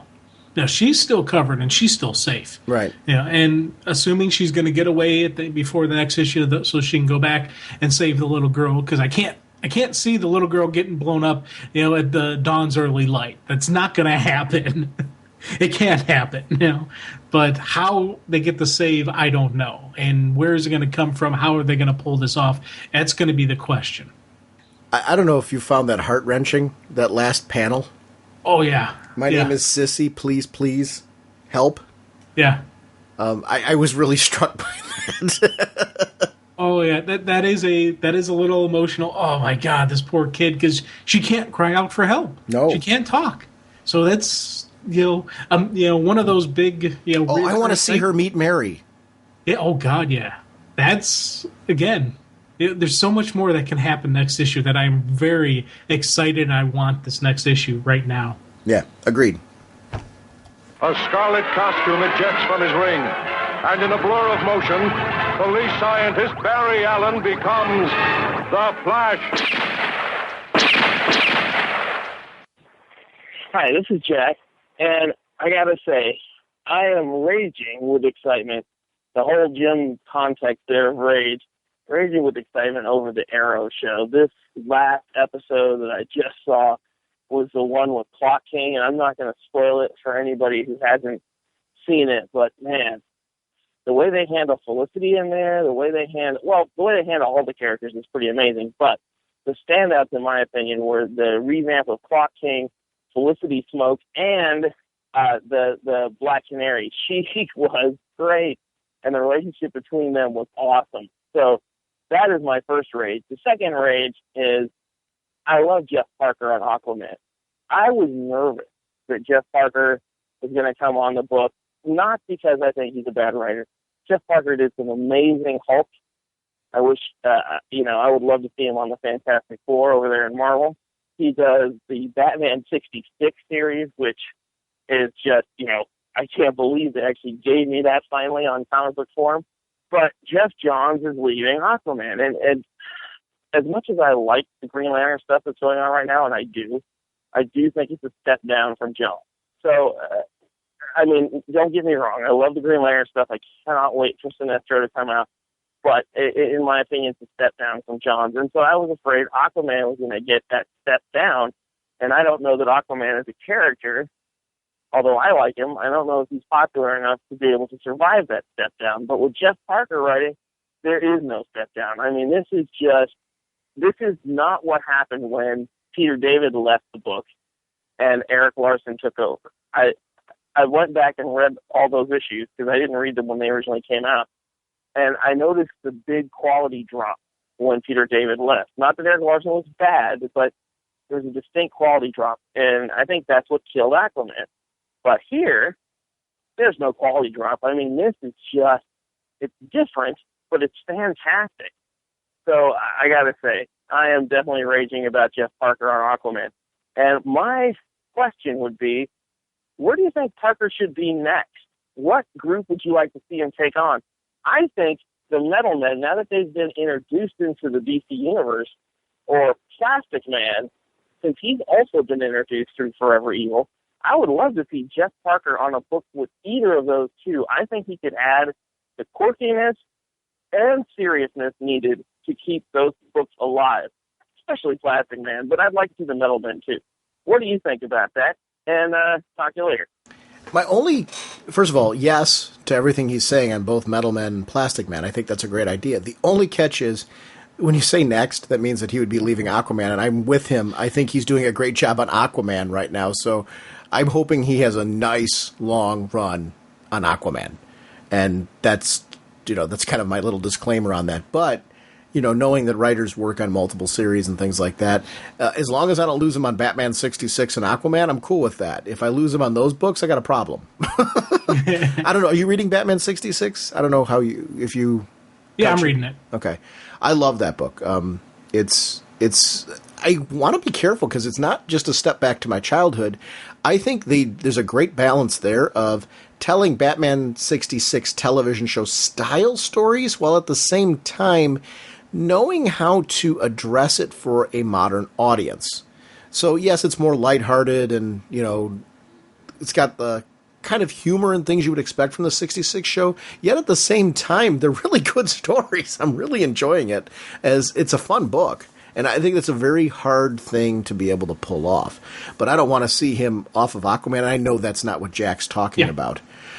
Is there anywhere else you'd like to see him other than what Jack mentioned? Because I first of all, I'd love to see a Plastic Man series done right. Let me caution that. The last time that Plastic Man was done, I really enjoyed what was done with Plastic Man. I just would like to see an in-continuity Plastic Man series done modern. I think is a character that would be interesting, so I would gladly read that if Jeff Parker did or anybody else. I would love to see the long-rumored Gail Simone, Ethan Van Sciver Plastic Man. I would love to see that series as well. Oh, God, that I would love to see, But, it's funny because you're following Jeff Johns, who is, it's one of my top favorite writers. And so anybody who follows him, or just like anybody who follows Gail Simone, good luck in winning me over, because I shouldn't do it, but I do compare what I read, before to what I'm reading now. And it's always an unfair comparison because you're going up against the best. In my mind, if you're following Gail Simone or if you're following Jeff Johns, you're in trouble in my mind. And the fact that I know I do an unfair comparison, I do unfair, critique of somebody who's done that,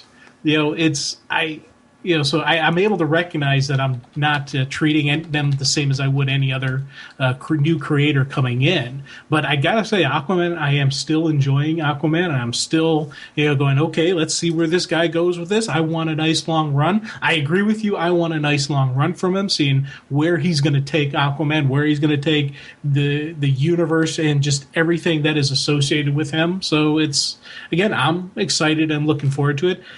Other characters, I got to admit, I don't have a solid comfort with him to know what kind of characters I would like, what other stuff I would like to see him writing. And it's just a personal, ignorance on my part because I've never really read anything else he's done. So this is my first exposure to this guy. So I got to get a more comfortable groove with him before I could say, hey, I'd love to see him do this, or I'd love to see this. I guess I don't think you're being unfair when you do the comparisons. Let me explain why. Like, for me, what's working about Parker's take on Aquaman right now is it's clear that he understands what came before. And it doesn't feel disjointed. He's doing his own thing. He's got his own plan. And that's fantastic. The cool part about it, though, is it's a plan that has a natural flow from what went before. It's not disjointed. It's not jarring. Great example of this would be, I'm a huge James Robinson fan. When James Robinson was leaving Earth 2, I'm a little worried about that. When I heard the art team was staying, my comfort level starts to grow. When I hear it's Tom Taylor, who I've been enjoying on the Injustice Gods Among Us book, getting a little bit more comfortable. When I actually read the material and see that Tom Taylor gets it, now I'm in a good place.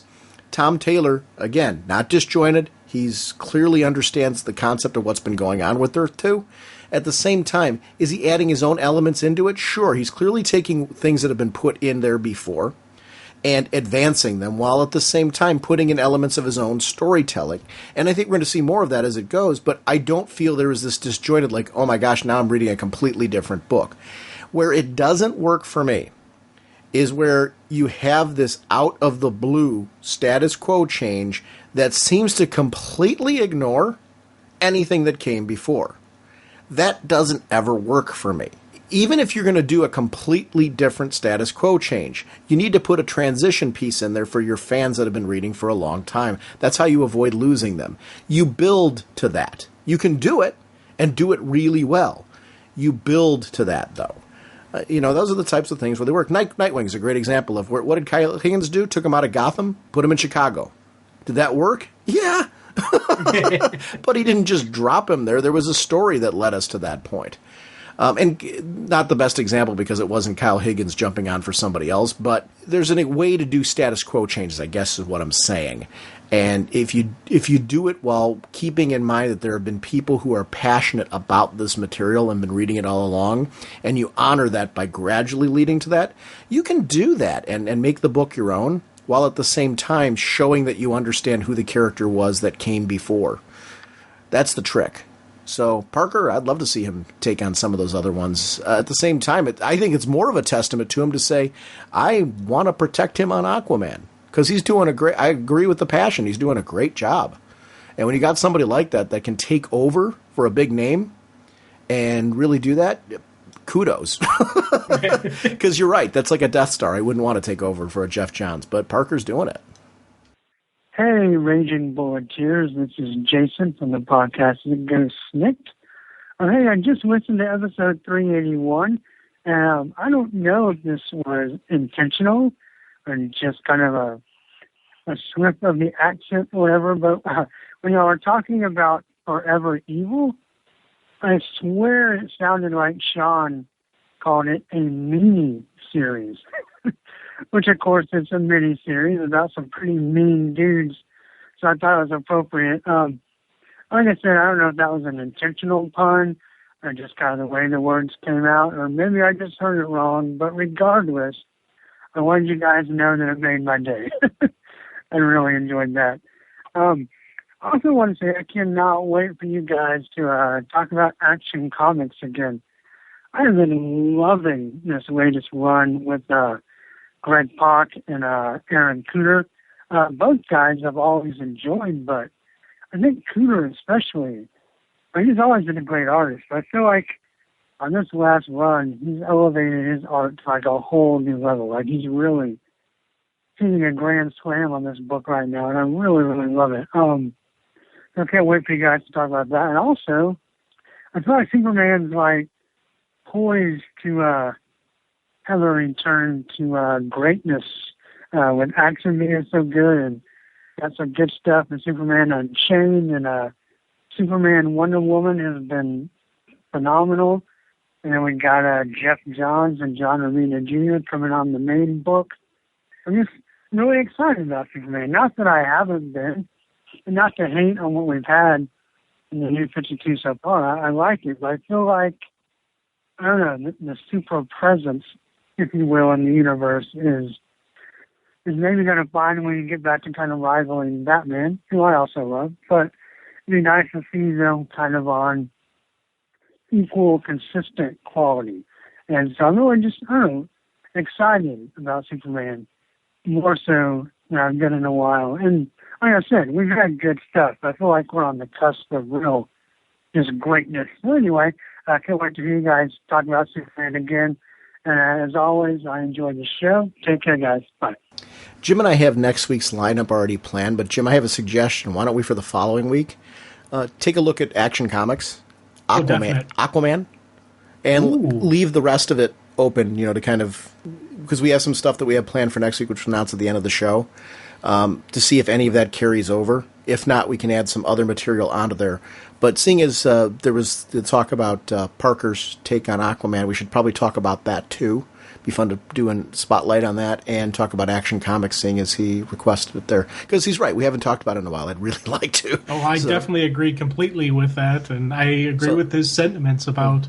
It's been wonderful. I've been enjoying it, but there is that cusp of greatness. It's you want to say comeback, but don't call it a comeback because he's always been there. He's always been Superman. I've always had that. Yeah, this is some cool stuff. Oh, neat. Oh, yeah. But there is that. It's that growing build. It's that anticipation of the dun dun dun dun dun moments coming down the line. So yeah. I definitely want to talk. Are you really doing LL Cool J on the show? Hey. That's what you were doing there. You were even slipping into it a little bit. Don't call it a comeback. You were doing that, weren't you? Yes, I was. Right. Come on, ladies love Cool Jim. There's help for them, too. Yeah, they're going to Arkham with Silver and Horizon.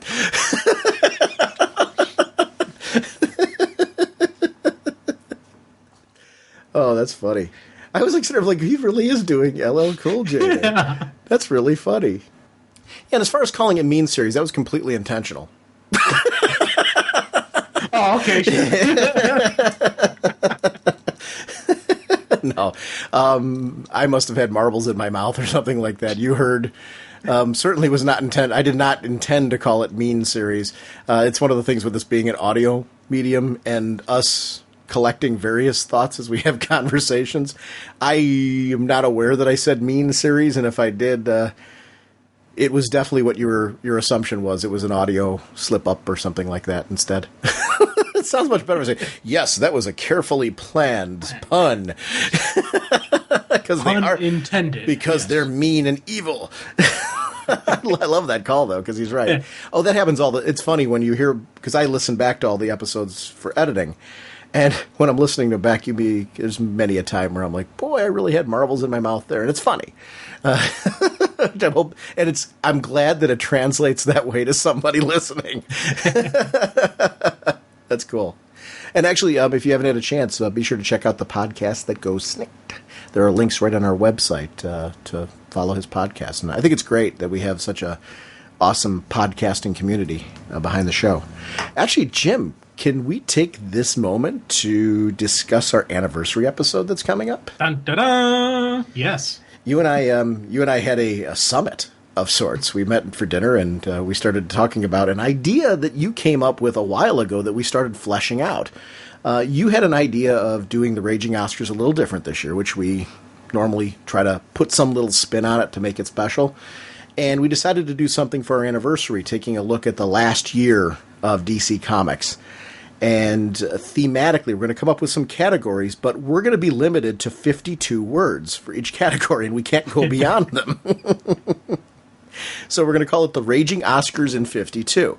So each one of us will have an opportunity to respond to the respective category, but we have to respond within 52 words. Now, here's my question, Jim. Are we allowed to go less than 52 words?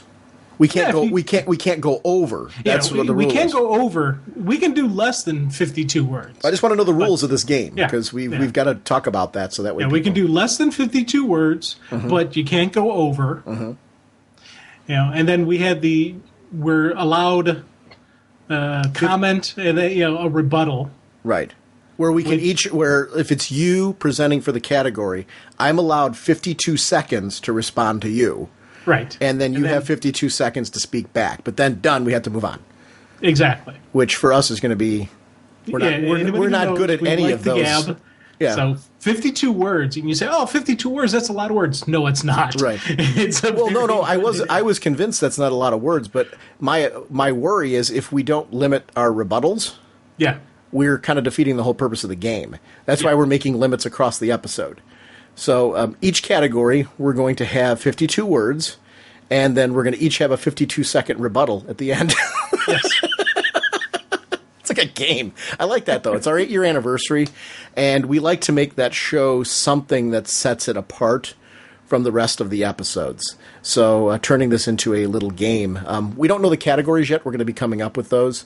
Obviously, we don't want to just throw out SmackDown just any old categories. We want to do categories we're passionate about. But I like the limitations. I think that'll be interesting to see how we deal with that. And that'll be at the end of this month. The end of March is our anniversary. So 8 years of podcasting, which is pretty. So that will be our episode this year. And feel free to participate if you want to. If you want to stick yourself... That will be the rule, though. If you want your voicemail on that episode, you can comment on anything you want, including your own Raging Oscars, but your call has to be in 52 words. You're limited to 52 words. We want people to play along. So if you want to play along with that, please let me know at the beginning of the phone call, and this won't count for your word count, that it is a part of that episode. We will set it aside and designate it for that show. That's why I wanted to let you know now. So if anybody listening wants to play along, especially if you're like somebody who's like, you know what, I never really call into the show. I just like listening, which is normal for people who listen to podcasts. I mean, we get a lot of callers who are regular callers who want to be a part of the show. We love you. We have callers who just like to be the silent majority that listen. We love you too. In this case, we want to open this up to anybody. So if you want to call in with a category, and you can do more than one call if you'd like, your categories have to be limited to 52 words. You have to stick to the same rules we do. Let's make this a game for everybody. Hey, you know what, Jim? Why don't we do this?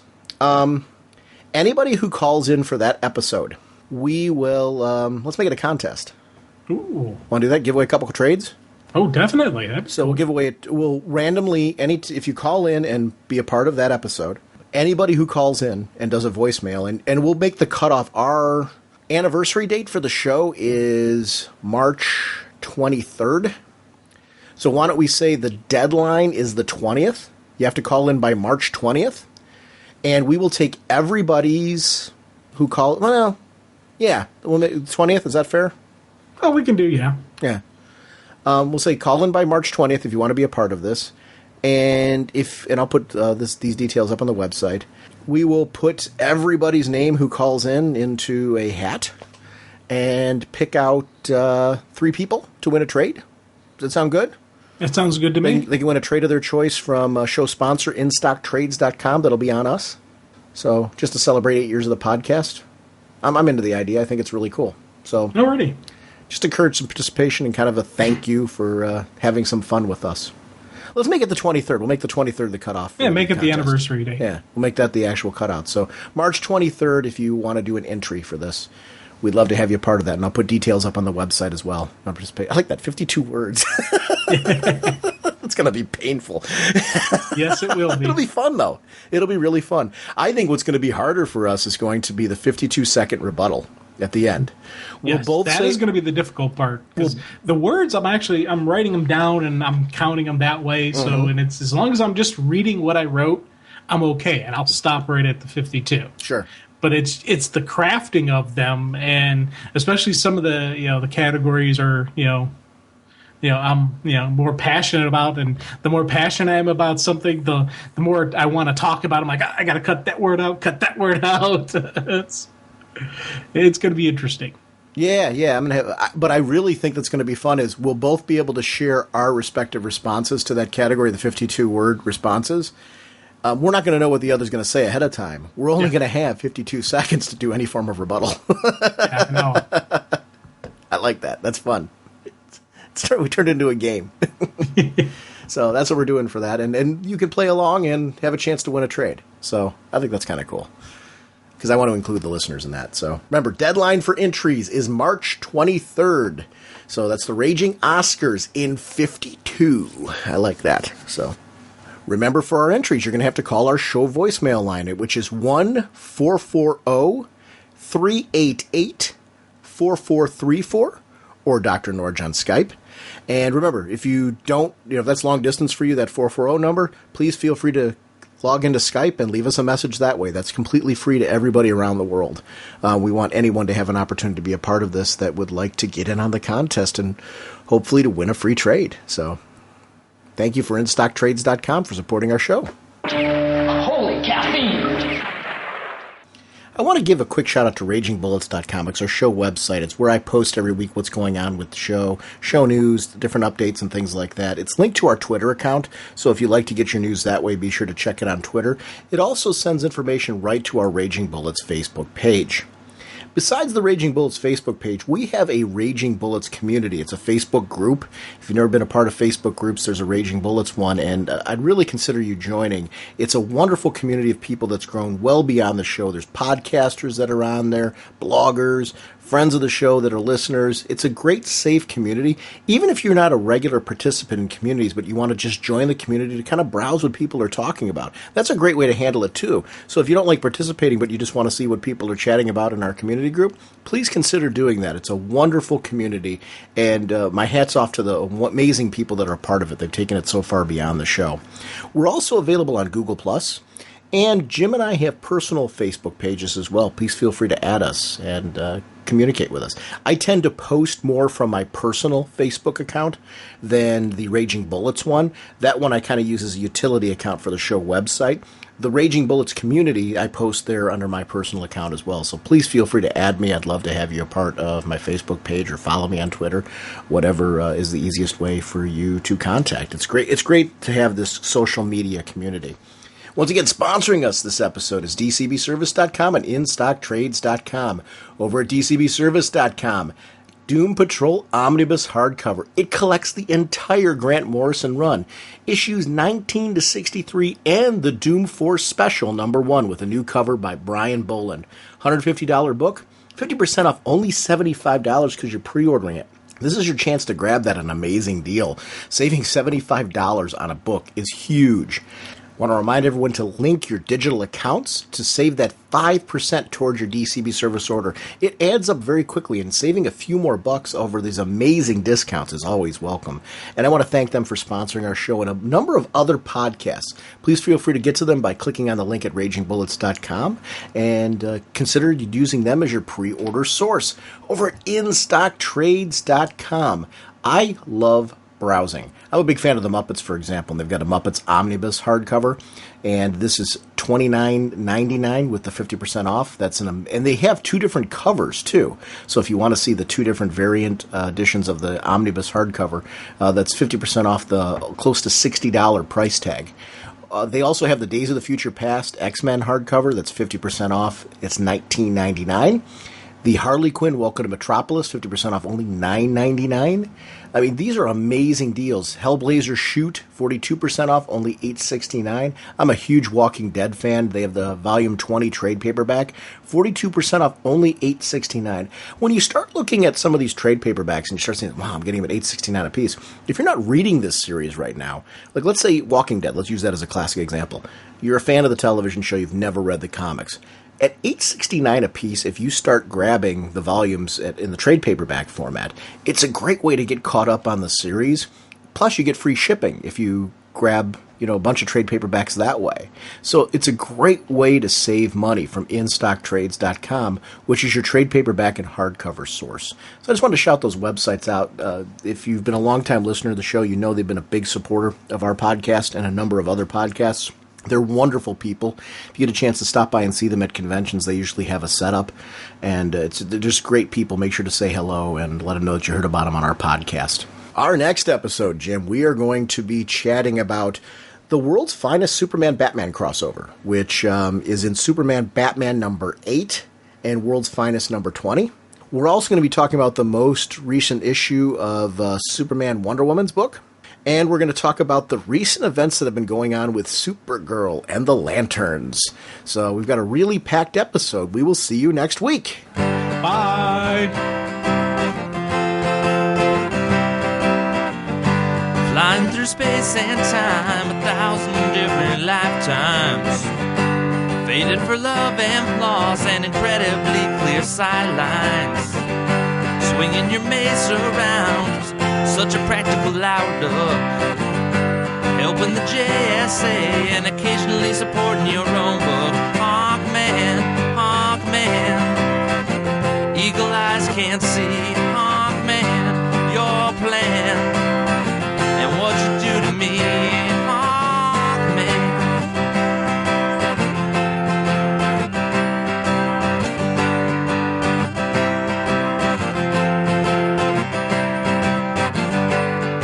Are closing in, be they Thanon Guard or Egyptian. Working so hard to thwart you and Hawkgirl's mission. The odds are not on your side, and danger seems to stack up. Things would be so much easier